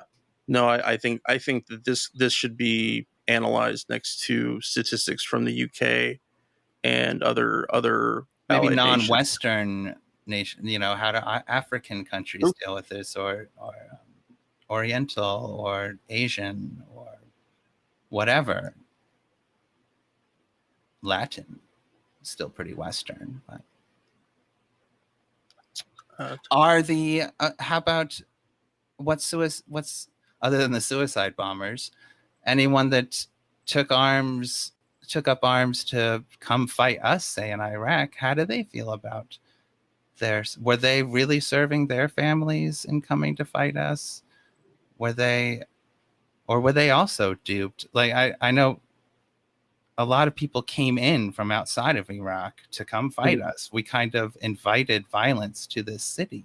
Mm-hmm. How's morale over at ISIS? Are they offing themselves? Are they feeling pretty good about themselves? Are they fighting for something? I wonder, because it's bigger than just the violence or even the atrocities. I don't know. That's a good question though. If that the do other military or paramilitary groups deal with suicides in this same way? Um, I don't know. It's worth looking into if we want to get to the bottom with what the hell is happening to our country. It is definitely working into, and you're right there that um, it would be important to look at the incentives that people would have to come to a place like Iraq and participate. Or maybe look back through and outside of soldiers, look back in history at a culture dealing with rising suicides. There's got to be something. Yeah. No, it's a good question. It's a very good question. If we're actually, obviously you and I care about this, but if our country actually cares about the U.S. veteran suicide rate per 100,000 has outpaced that of the public and reveals an increasingly severe crisis. The VA 2020 National Veterans Suicide Prevention Annual Report, that's a mouthful, reveals the suicide rate of veterans overall and adjusted for age and sex is 1.5 times that of the general population. This rate is likely a conservative one because, unlike earlier reports, the VA only counts veterans who were federally activated, leaving out reservists and National Guardsmen who were not federally activated. That is one subject that I do want to check into because I'd like to know more about that, especially where we are right now, because over the past 18 months, the National Guard has been deployed a whole bunch to a bunch of different places for a bunch of different reasons. I'm guessing that they are all just dragged the fuck down right now because of how many different things they've had to deal with and handle. They've been abused. I feel it's just by definition they're the National Guard. That's not the international offense. the suicide rates for them, I think, should be included in this. The fact that they don't include reservists and National Guard who weren't federally activated is a major omission that needs to Yeah, what's the point? Yeah. Even if there's a little, there's a little note to it, there's a little asterisk about some of these guys were this, at least that they're considered in the pool of it. Because the missions aren't entirely overseas. It's not just overseas that troops can be sent for bullshit missions. Right. One consequence of this change is that the off-cited 21 veteran suicides per day is now about 17 per day. The current actual rate is 27.5 per 100,000, adjusting for age and sex, and still absent guardsmen and reservists, meaning the rate has grown to be about 1.5 times worse since 2005. Additionally, how do you adjust for age and sex? I don't understand, because we have two sexes in the army and in the military. Veterans are two sexes. Yeah, men are. I want to say that it would probably fit into some of the normal categories about suicide. For example, that men are more likely to complete suicide, to use more deadlier means, but women are more likely to attempt suicide statistically. So I think that they're in terms of fitting them into just your basic age categories and sex categories in that way. I don't know that they were thinking about it any bigger than that. Says additionally, of veterans aged 18 to 34, the rate has increased by 76% since 2005. Now, your 18 to 34 is your bread and butter age group of the military. They are the workhorses. They are the E1, E2 soldiers that are filling sandbags and carrying heavy equipment and stuff. It's your junior NCOs, possibly even occasionally a senior NCO, depending on how long they have been in. And so, for it to be that much more in the younger bracket, yeah, it's fucking awful. I don't have better words for it. Let's see, what's the next thing here. While the suicide rate of the general population has grown 1.3 times the 2005 rate, the increases are not commensurate with those of veterans overall, and certainly not with more recent younger veterans of the post 9/11 wars. In total, there were 89,100 confirmed U.S. veteran suicides between 2005 and 2018, including veterans of the global war on terror and also previous wars such as the Vietnam War. The VA began tracking suicide rates among veterans in the mid-2000s and has not released current rates or numbers beyond 2018, despite publishing annual reports since 2005. Estimating an average of 6,364 veteran suicide deaths per year, the total number between 2005 and the present day is likely closer to 95,460. Averaged in that way, it's not very useful. That we need to look at a chart and see if there's been spikes over that time, or if it's been a gradual, But I do think some of it is rather cursory. But I do think one thing here is important, and that is for us to just look at just comparing these numbers to everyday things. I want to say there's about 400,000 people in Portland, Oregon, where I live.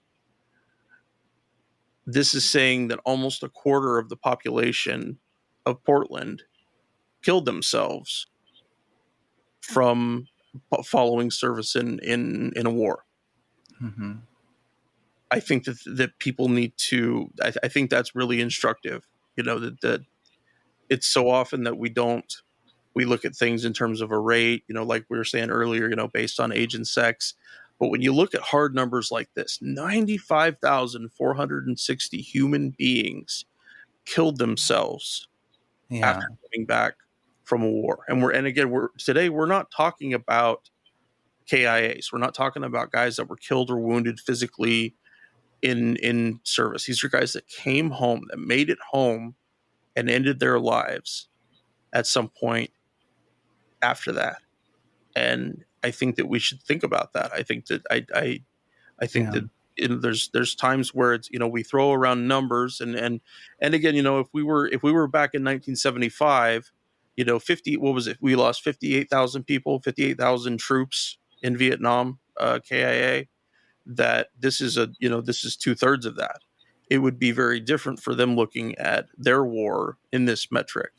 But I would imagine that if we were to go back to, let's say, 1975 to now, and actually punish the honest suicide rates for Vietnam veterans, we would be dealing with 500,000, 600,000, considering how many million troops served there and came home, and that the VA and other government organizations just haven't covered it. They haven't gone back and looked at that. And I understand that it's difficult to do, but it's not undoable. I mean, the Watson Institute puts out stuff like this very often. Yeah, we've changed. Our whole world has changed since 2005 too. We got to be able to look for catalysts or spikes, or when did this really start taking off, and has it been constant? Have there been waves of suicide connected with maybe social media stuff, with the rise of Facebook? And it's possible. It's very possible. It's just, it's all about, if you have the data.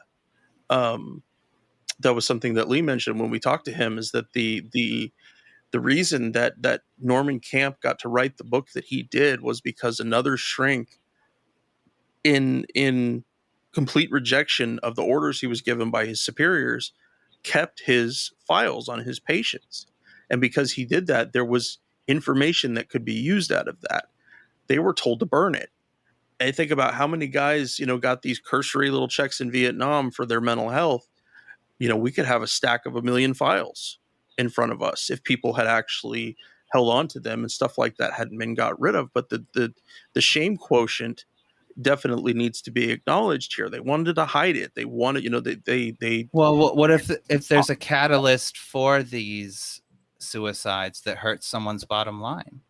Mm-hmm. Absolutely. What if there's some economic correlation to money going to these people with an uptick of the consequences, which is our population offing itself? See, that's one of the goals I have with doing things like this and working on the podcast, is that I want it to be so ugly for future U.S. leaders to choose to send kids to war. I want it to be, it needs to be. It better be worth it. Yeah. Especially when we're the most powerful thing on this planet. Exactly. Yeah. That we can't pretend that it's not there. But if people won't acknowledge Iraqi lives or Afghan lives or any other marginalized people we happen to go and drop bombs on, can they at least empathize with fellow Americans? Can they at least see that, okay, I am voluntarily sending all these kids to get PTSD, to receive traumatic Thank you brain for the service that you might kill yourself for in a few years. We've got these cultural virtue signals of, I support the troops. What are you doing? Exactly. Instead of actually, I tell people, don't thank veterans for their service. Ask them about their service. Tell me about your service. What did you do? And they may be uncomfortable with some of it and not want to share it, and that's okay. But it should not be a blanket, okay, I did my obligatory honorific thing here. I honored the veteran, and now I can go on with my day. Often freedom, if something doesn't feel free, it loses its will to live too. True. And I think our freedoms have been eroded over time. Oh, I mean, what has happened since 2001 as far as violations to sacred American values like free speech? That's screwed. Got a comment here from Kat. 25 miles from Fort Huachuca. Lots of old vets retired here. So no, That should never happen with a local paper. Mhm. Do you recall what she's mentioned about the paper? I'm drawing a blank here at the second. I'm waiting for understanding. Okay. Also from Kat, I think all the rates are definitely underreported. The same paper tried to sensationalize and question an obvious vet suicide as a possible suspicious death for 3 Yeah. days even. Well, I think, yeah, Kat might be speaking to the fact that it's this, the reality of this is being spun. Absolutely. And that some of this stuff is things that have very gradually improved in the fallout from what's happened at Fort Hood and the murder of Vanessa Guillen. That because I remember initially reading that story and I say to myself, where are her leaders? Where are the people that are supposed to be checking on her? And she was an armorer. Now, if I'm the armorer in COIC, the guy in charge, I'm going to make sure at the end of the day I put eyes on all my soldiers. I know where they are. Hey, I'm going home. Cool. Nobody, It's your ass if you don't. Exactly. And so she just vanishes and no one does anything. They just assume, oh, I guess she's AWOL, whatever's going on, sensitive female or whatever bullshit they happen to throw out there. But who actually tried to find out? Because I remember talking when it talked about this in the podcast, is there was a point that afternoon when she was murdered, when there was a huge crime scene in that arms room down there, and had one person, one soldier or NCO walked into that arms room and seen it, there was no more hiding it. There would be no more. But that guy got the time to clean all that shit up because he was alone, because Vanessa went to a place where most soldiers don't go unless we're drawing weapons or we're cleaning weapons. And a lot of Army training doesn't require that. It was, they're down in basements. Army bases posts have horrible records with surveillance in terms of security, in terms of actually watching what's happening on their base. And I'm like, and eventually they did fire all the NCOs that were in their chain of command. I don't know how many of them actually got into trouble. I don't know how many of them actually said this was on you and you didn't do what your duty. But that's my problem and not the military's, because that's how I look at duty. That's not how the military teaches us to look at duty. It's about, we do the bare minimum. We do maybe a little more if someone's watching, but that's it. It wasn't, no, I didn't have anything to do with that. Why would you blame that on me? Because you're her fucking sergeant.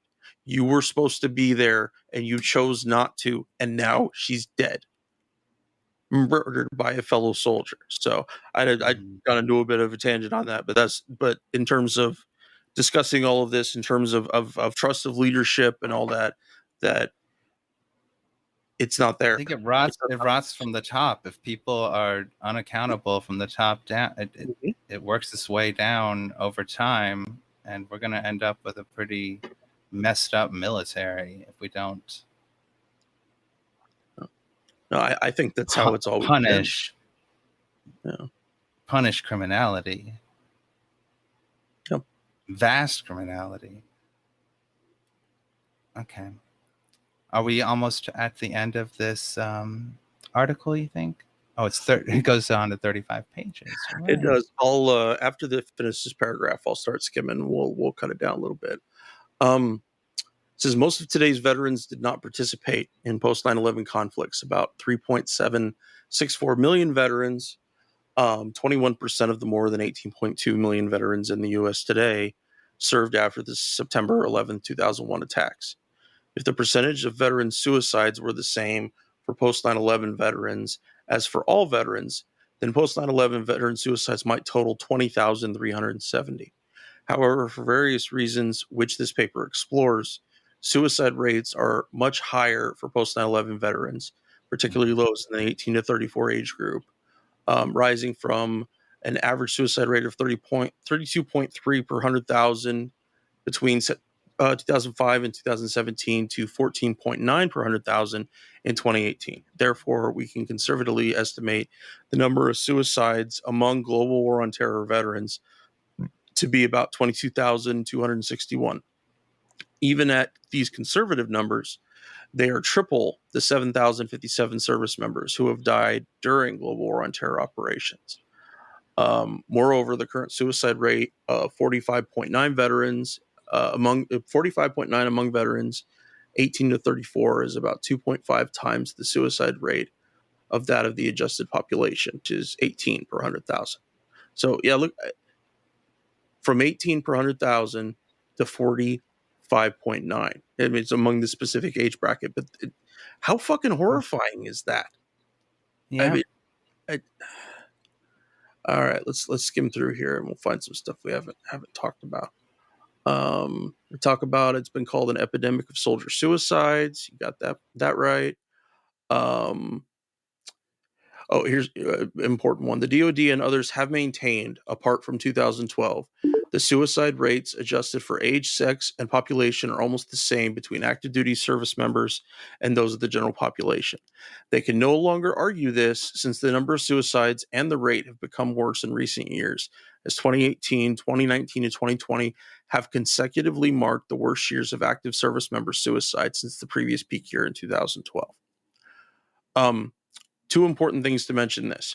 Number one, 2012 was the peak of the war in Afghanistan. So it makes sense that there was a huge peak during that particular time.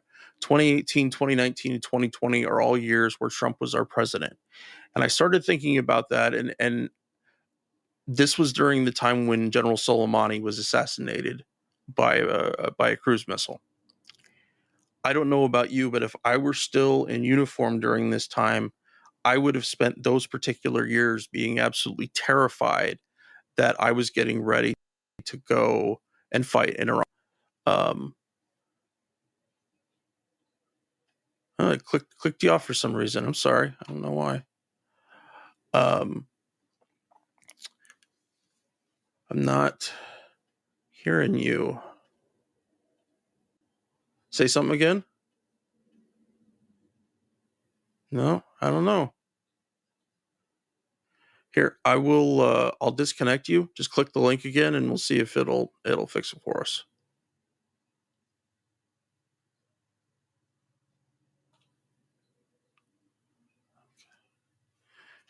Sorry, everybody. Boots got kicked for some reason, but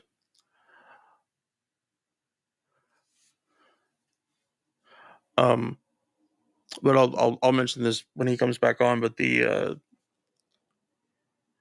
threat of war with Iran was absolutely palpable during those particular times. I know because I was living it too. I told this to Danny when we started covering those things, is that, dude, I can't tell you how terrified I am that our country is about to march into another unwinnable, unneeded, unimportant to American interests war. Well, certain American interests, I should say. And I'm guessing that troops are feeling that as well, because during the war in Iraq, we weren't sure that, maybe Bush was going to send us to Iran too. And that was there were bumper stickers around that had the little letter ticking off it, and it spelled IRA, and the Q was leaving and the N was arriving, like, next in line, here's what we're doing. And so I'm guessing that had a big impact on service members' mental health during that time, just not knowing what the hell was going to happen and knowing that it was going to be an awful war if it did. Hey there. I'm not sure what happened. Yeah, sorry about that. I'm not sure why I did that. So anyways, what I was mentioning about Iran is that I know for me that my fear was absolutely palpable during the time when Soleimani was killed, that we were getting ready to go and fight in Iran, Mm-hmm. and you have the counterattack, the response attack that came from Iran that hit Al Assad air base and out in the western Iraq. I think the news said that there were 30 people that got Purple Hearts for TBI injuries from those attacks. And so none of those troops, probably none of, I don't know if any of them got sent home, But imagine everybody lives, but we all still have to live with the reality of almost being killed. We didn't come quite as close, but we're still damaged from it. That was what the fallout was from that. And I expected more. Like I said, I was terrified that was going to be the next step. And I'm so thankful that it wasn't. I didn't trust Trump as far as I could throw him, especially in terms of making a simple decision in that way.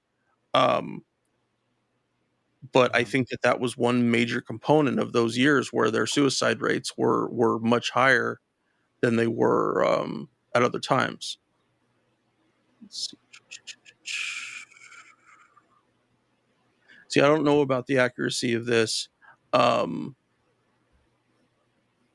It says active duty suicide rates have decreased during wartime in every U.S. war besides Vietnam and the global war on terror. I think that is from lack of reporting. I think that is from people not coming forward. It's not because, or not people. Well, they didn't start collecting suicide information to the mid 2000s, so yeah, it's kind of not sayable. Yeah, we're not dealing with accurate studies of any of these other times, and so I think people should treat this as very skeptical if you're inclined to believe that. Okay, so here we have our hostile death rate from the war. We have our first peak, or one of our first peaks over here when you and I were there in 2004, and then we have the other one at the height of the surge in 2007. So by their metrics, there are, I'm not seeing, I guess there's a little more of a point over here. That kind of connects it to spikes in violence, as though that has that's an important factor. But I think the psychology is much more important than the violence. Like, I feel like we can do violence, or and then behold it.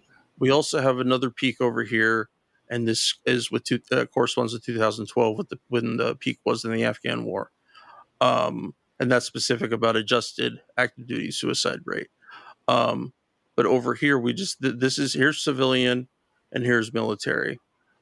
Excuse me. This is military. This is veteran. So civilian, veteran, military. I can't see what you're talking about. Oh, I'm sorry. My pointer isn't here. So, okay. So we have our hostile death rate is the dotted line. The solid black line is the adjusted veteran suicide rate. I see no lines, my friend. Perhaps you need to share the screen. That's what I didn't do. Okay, all right. I could nod my head with a little more confidence now. Okay. That's true about that. Family members sometimes cover up situations like that. That's a very good observation. Okay, sorry about that. So we have our dotted line here for our hostile death rate, guys actually dying during operations. We have our double line here. That is the adjusted active duty suicide rate. You have this solid line, which is the adjusted veteran suicide rate. And then this hash line is the age adjusted civilian rate. So just the obvious difference there. And you have a couple places like with this solid line and the hashed one between civilian rates and veteran rates that we've always, all their data is far above it. We don't, if their data is accurate, at no time from 2005 to the present did we ever have a rate that was commensurate with the civilian rate, which is the VA's line. That's what they tell everybody. It was in several articles that I read about the specific topic that they are, the veteran active duty and veteran suicides are commensurate with the civilian rate. That's it. That's their fucking explanation. But it doesn't accurately show what this is, and the numbers absolutely bear it out.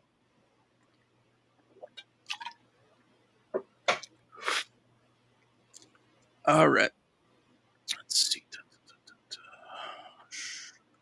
Rates and figures by the DoD and other sources may be prone to data error. Yeah, I figured no that. Shit. Yeah. Even counting all deaths, including hostile and non-hostile incidents in the global war on terror, which totaled 7,057, there are more than triple the number of post 9/11 veteran suicide deaths. Um, Adding the estimated 5,116 active duty personnel who died by suicide, the 1,193 National Guard service members, 1,607 Reserve Component service members between 2011 and 2020, to the conservative estimate of 22,261. And so, and it says that's not even accurate. That it has to be down here with 30,000. That is the much more accurate thing. And the thing is that if this was still peacetime, there would certainly still be active duty suicides, but there probably wouldn't be nearly as many National Guard or Reserve member suicides. How can they justify saying that it's simply commensurate with rates when you look at these people that they weren't in the active army? They were only, on active. And who wants to say that? No, absolutely. No, it is an ugly thing to say, but it's the reality. But yeah, no, they don't want to. They want to, they want to just hide behind the statistics and say those aren't accurate. Because dealing with the problem might not be financially worth it. It is worth mentioning, even with today's alarming high rates, military suicide rates are still lower than in much of the pre-World War II era. One may speculate the reason for this is the massive growth in understanding and identifying and treating mental health issues in the last better part of a century. It is likely also a matter of scale, as the military is significantly larger today. Where does pharmaceuticals tie in? That's a good question. That's a very good question. You can't take that out.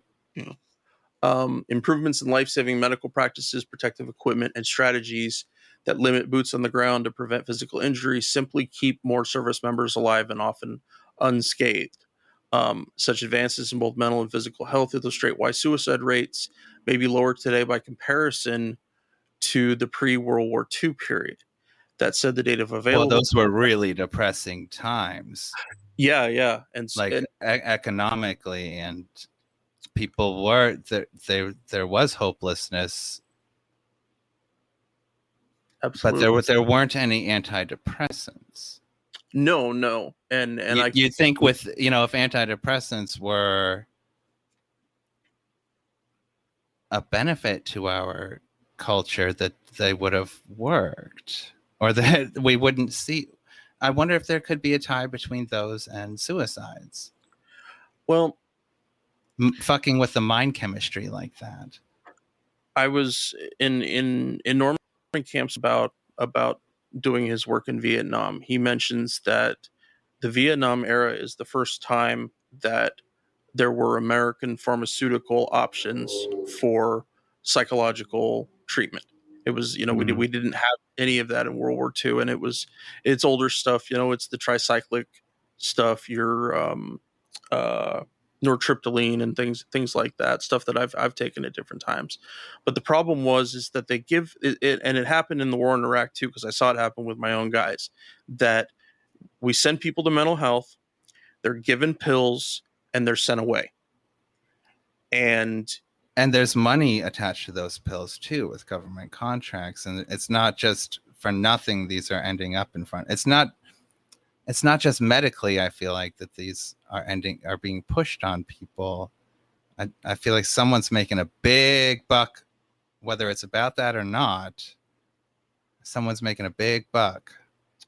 Well, it really depends. I know I don't know in terms of like the military pushing pills, knowing that it'll keep more people, it helps you treat a symptom if you can't deal with the cause, which is this is all bullshit, for example. Plus family members themselves make...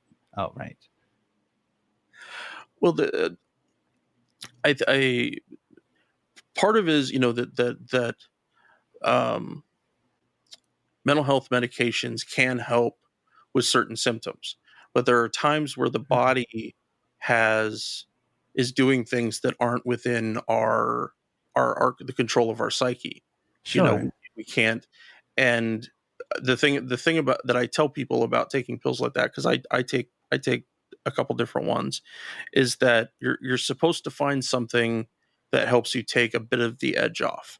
Like if we were just thinking of in terms of mental pain, if you're not so anxious, if you're not so depressed, but it's not going to be a catch-all. It has to, if you have serious issues, you need to talk to someone. Like you said, you need to deal with the root causes of what's happening. But at times you can't. I Right. as an example with my pain is I can't deal with the root causes any more than I already am. But taking those meds does help my day to day. It makes it so that I can, do stuff like this, like us chatting. Um, but I do think it's important that we talk about the reasons that pills get pushed first and then people don't get watched with it, because I think that happens a lot in America too. In the civilian population, you go to a doctor, Yeah. you ask for pills, you're given the pills, and then but it's your regular doctor. You're not going to come back with them for specific sessions.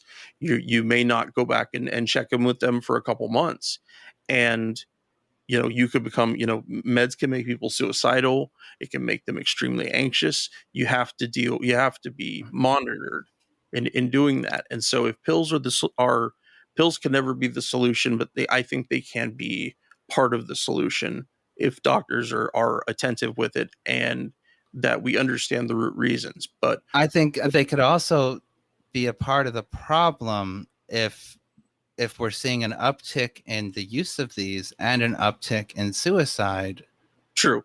Our population is getting less mentally healthy. It's possible. But I don't think there should ever be a blanket, don't use, don't take these meds, don't you just It is a difference between our generation of veteran and what's come before, our so-called advances in mental health. Mhm. But I don't know if we can call them advances if we're doing worse. Sure. It's definitely, it shouldn't be isolated out of, wondering what's going on. Like, what are our psychologists doing? Yeah.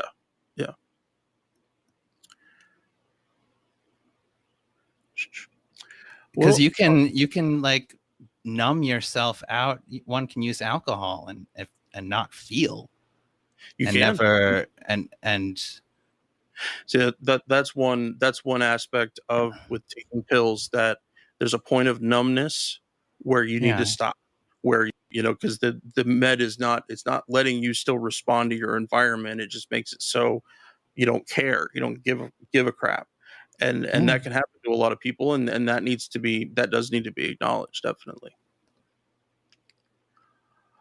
I think it's a piece of the puzzle. Okay, I am. Let's see. Now they do mention in here. I'm gonna skip over most of it, but they do mention about that because our war dealt specifically with IEDs and with a huge uptick in traumatic brain injuries compared to the Vietnam era. That makes it definitely individualizes the conflict in that way in a much more I don't clear. think it's really sayable to compare the effects, like the shockwave effects of artillery on an older battlefields. It Even is even very hard to compare. Yeah. even using our own explosives, you set a claymore off. There's that shockwave. You need to be underneath it. Psychologically, it was really. I don't know if I ever left IEDs behind, and anytime I get in my vehicle, to be driving around with that kind of danger where you're helpless. It seemed Mhm. to me. I felt helpless against IEDs.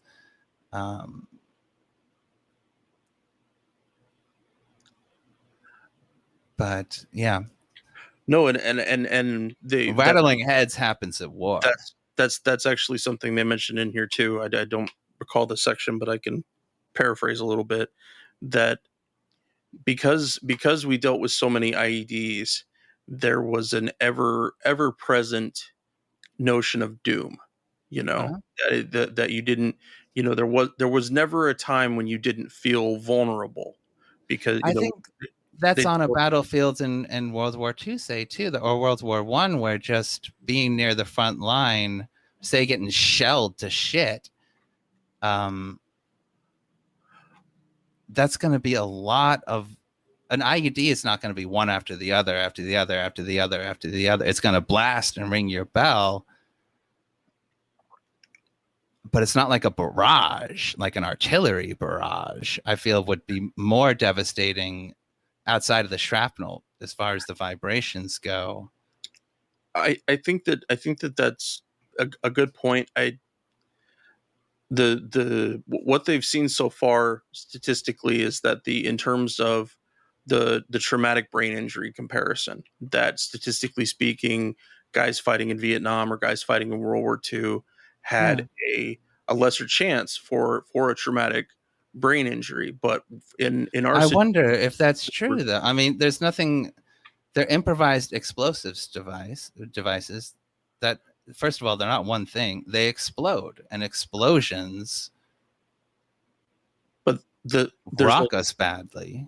there's also the repeat effect that, we talked about earlier, is that because of medical advances, because of improvements in how they treat combat trauma, that a person can get their bell rung and then get treated, get checked for concussions, and then get sent back out, and then you have the chance for repeat trauma. Let's say that person did have a concussion, but they were sent out before they were supposed to. They get hit again, and then you have compounding injuries. I think that that's more of the gist in terms of comparing ours to theirs, is that if something that bad happened to somebody with artillery in World War II, would they have had a repeat situation that was close enough to duplicate those conditions and compound an existing injury? I'm sure that it did happen, but like you said, how do we statistically look at that? How do we compare that accurately? I do agree with you. Getting hit by artillery, even if you live through it, could be significantly worse than an IED. But it also depends. Some IEDs are very sophisticated. EFPs, those explosive formed penetrators, can do serious damage to very armored vehicles.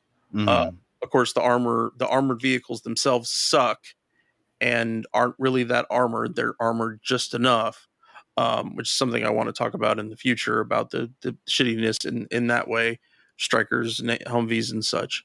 Um, but that compounding thing, I saw something just a little bit ago where it talked about that they screened 150 veterans, and they said that some people got hit, who had got hit by at least one IED. There was people that got it as few as two, and there was a dude who had gotten hit 18 times. Now, I'm sure that there's some variance in there. Some of them were probably not as severe as others, but to be to have your life be threatened to be burned out 18 different times, that's Yeah. a huge burden to carry, in addition to whatever physical symptoms that would provide. Now, again, we're not saying Mm-hmm. that soldiers who were clearly in need of care in past wars weren't sent back out into the field. They absolutely were. What I just mentioned about the pills in Vietnam is that was something that Dr. Camp specifically mentioned in the book, was um, that this new aspect of psychological treatment is being used to shove people back out to the front, because now they have pills and the pills are going to save them, as opposed to actually Yeah. seeing what's going on with this guy. Because there would be times they'd send guys back to their units and they'd kill someone. They'd kill a buddy. They'd kill their commander. I mean, this entire subject plays a huge part into fragging. That all Yeah. that happened during Vietnam, and a little bit of it happened in Iraq, although not nearly in the same kind of numbers. Um, but and so you have this one soldier, and especially let's say, with that dude with the 18 hits, the 18 IED hits, what number deployment is he on? 2, 5? I mean, and it depends too. Special forces guys get sent on more deployments, but they're usually shorter. But that doesn't mean that each individual thing didn't compound and stack up like huge fucking horrible pancakes over your head. So, but no, there have always been excuses to send people back to the front, whatever the front happens to be, or back to duty when they're not ready for it. And I don't know that we'll ever get around that, because we're supposed to trust our leaders, and our leaders get to choose what's best for us. And you and I, we're trying to, that our understanding of humanity and caring for our fellow soldiers means we want to be there for them, to understand them. If they get hurt, we're there with them. That's not how most people think. That's not how most soldiers think. Most of us are just barely outside of caring for ourselves, especially if you're in a unit of assholes, and people don't treat each other well. That's neither here nor there, but it's just something popped in my head. So, dude, we've been talking for, where's my timer? It's up here somewhere. Yeah. Oh, 2 hours and 20 minutes. That's a long time contemplating suicide. It is. You feel like talking a little bit more? Should we wrap it up for today, and we can either come back to it or just move on to chatting I think we've got some worthwhile thoughts to figure out, like how are other cultures doing with this. And yeah, I'm all done. I've been up since 4. No. Yeah. I get you. Give me 1 sec here.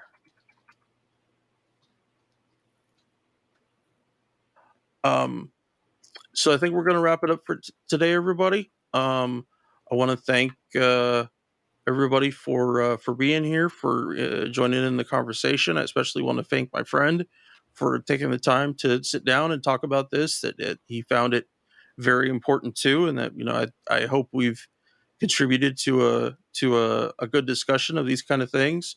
Thanks, Deborah. So I have one little thing that I want to mention here before we are done for today, and that is my friend Danny. You guys know Danny.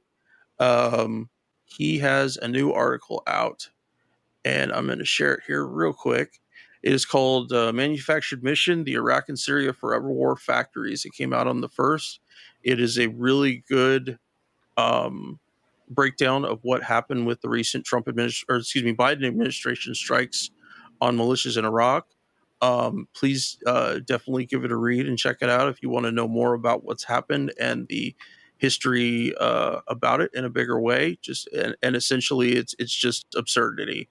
It's just it's just absolutely absurd and makes no sense. So I hope you guys enjoyed the stream today. Please, like, review, share. Disagree. I love disagreement and help us fine tune. Thank you for that, Kat. That's something that I acknowledge a lot with my life, with the physical pain I have, is that I got home. I made it home.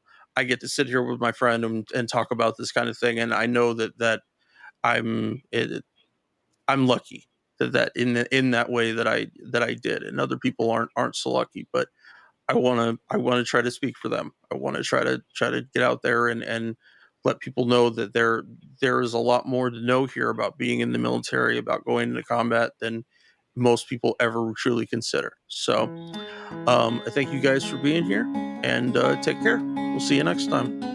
Bye-bye.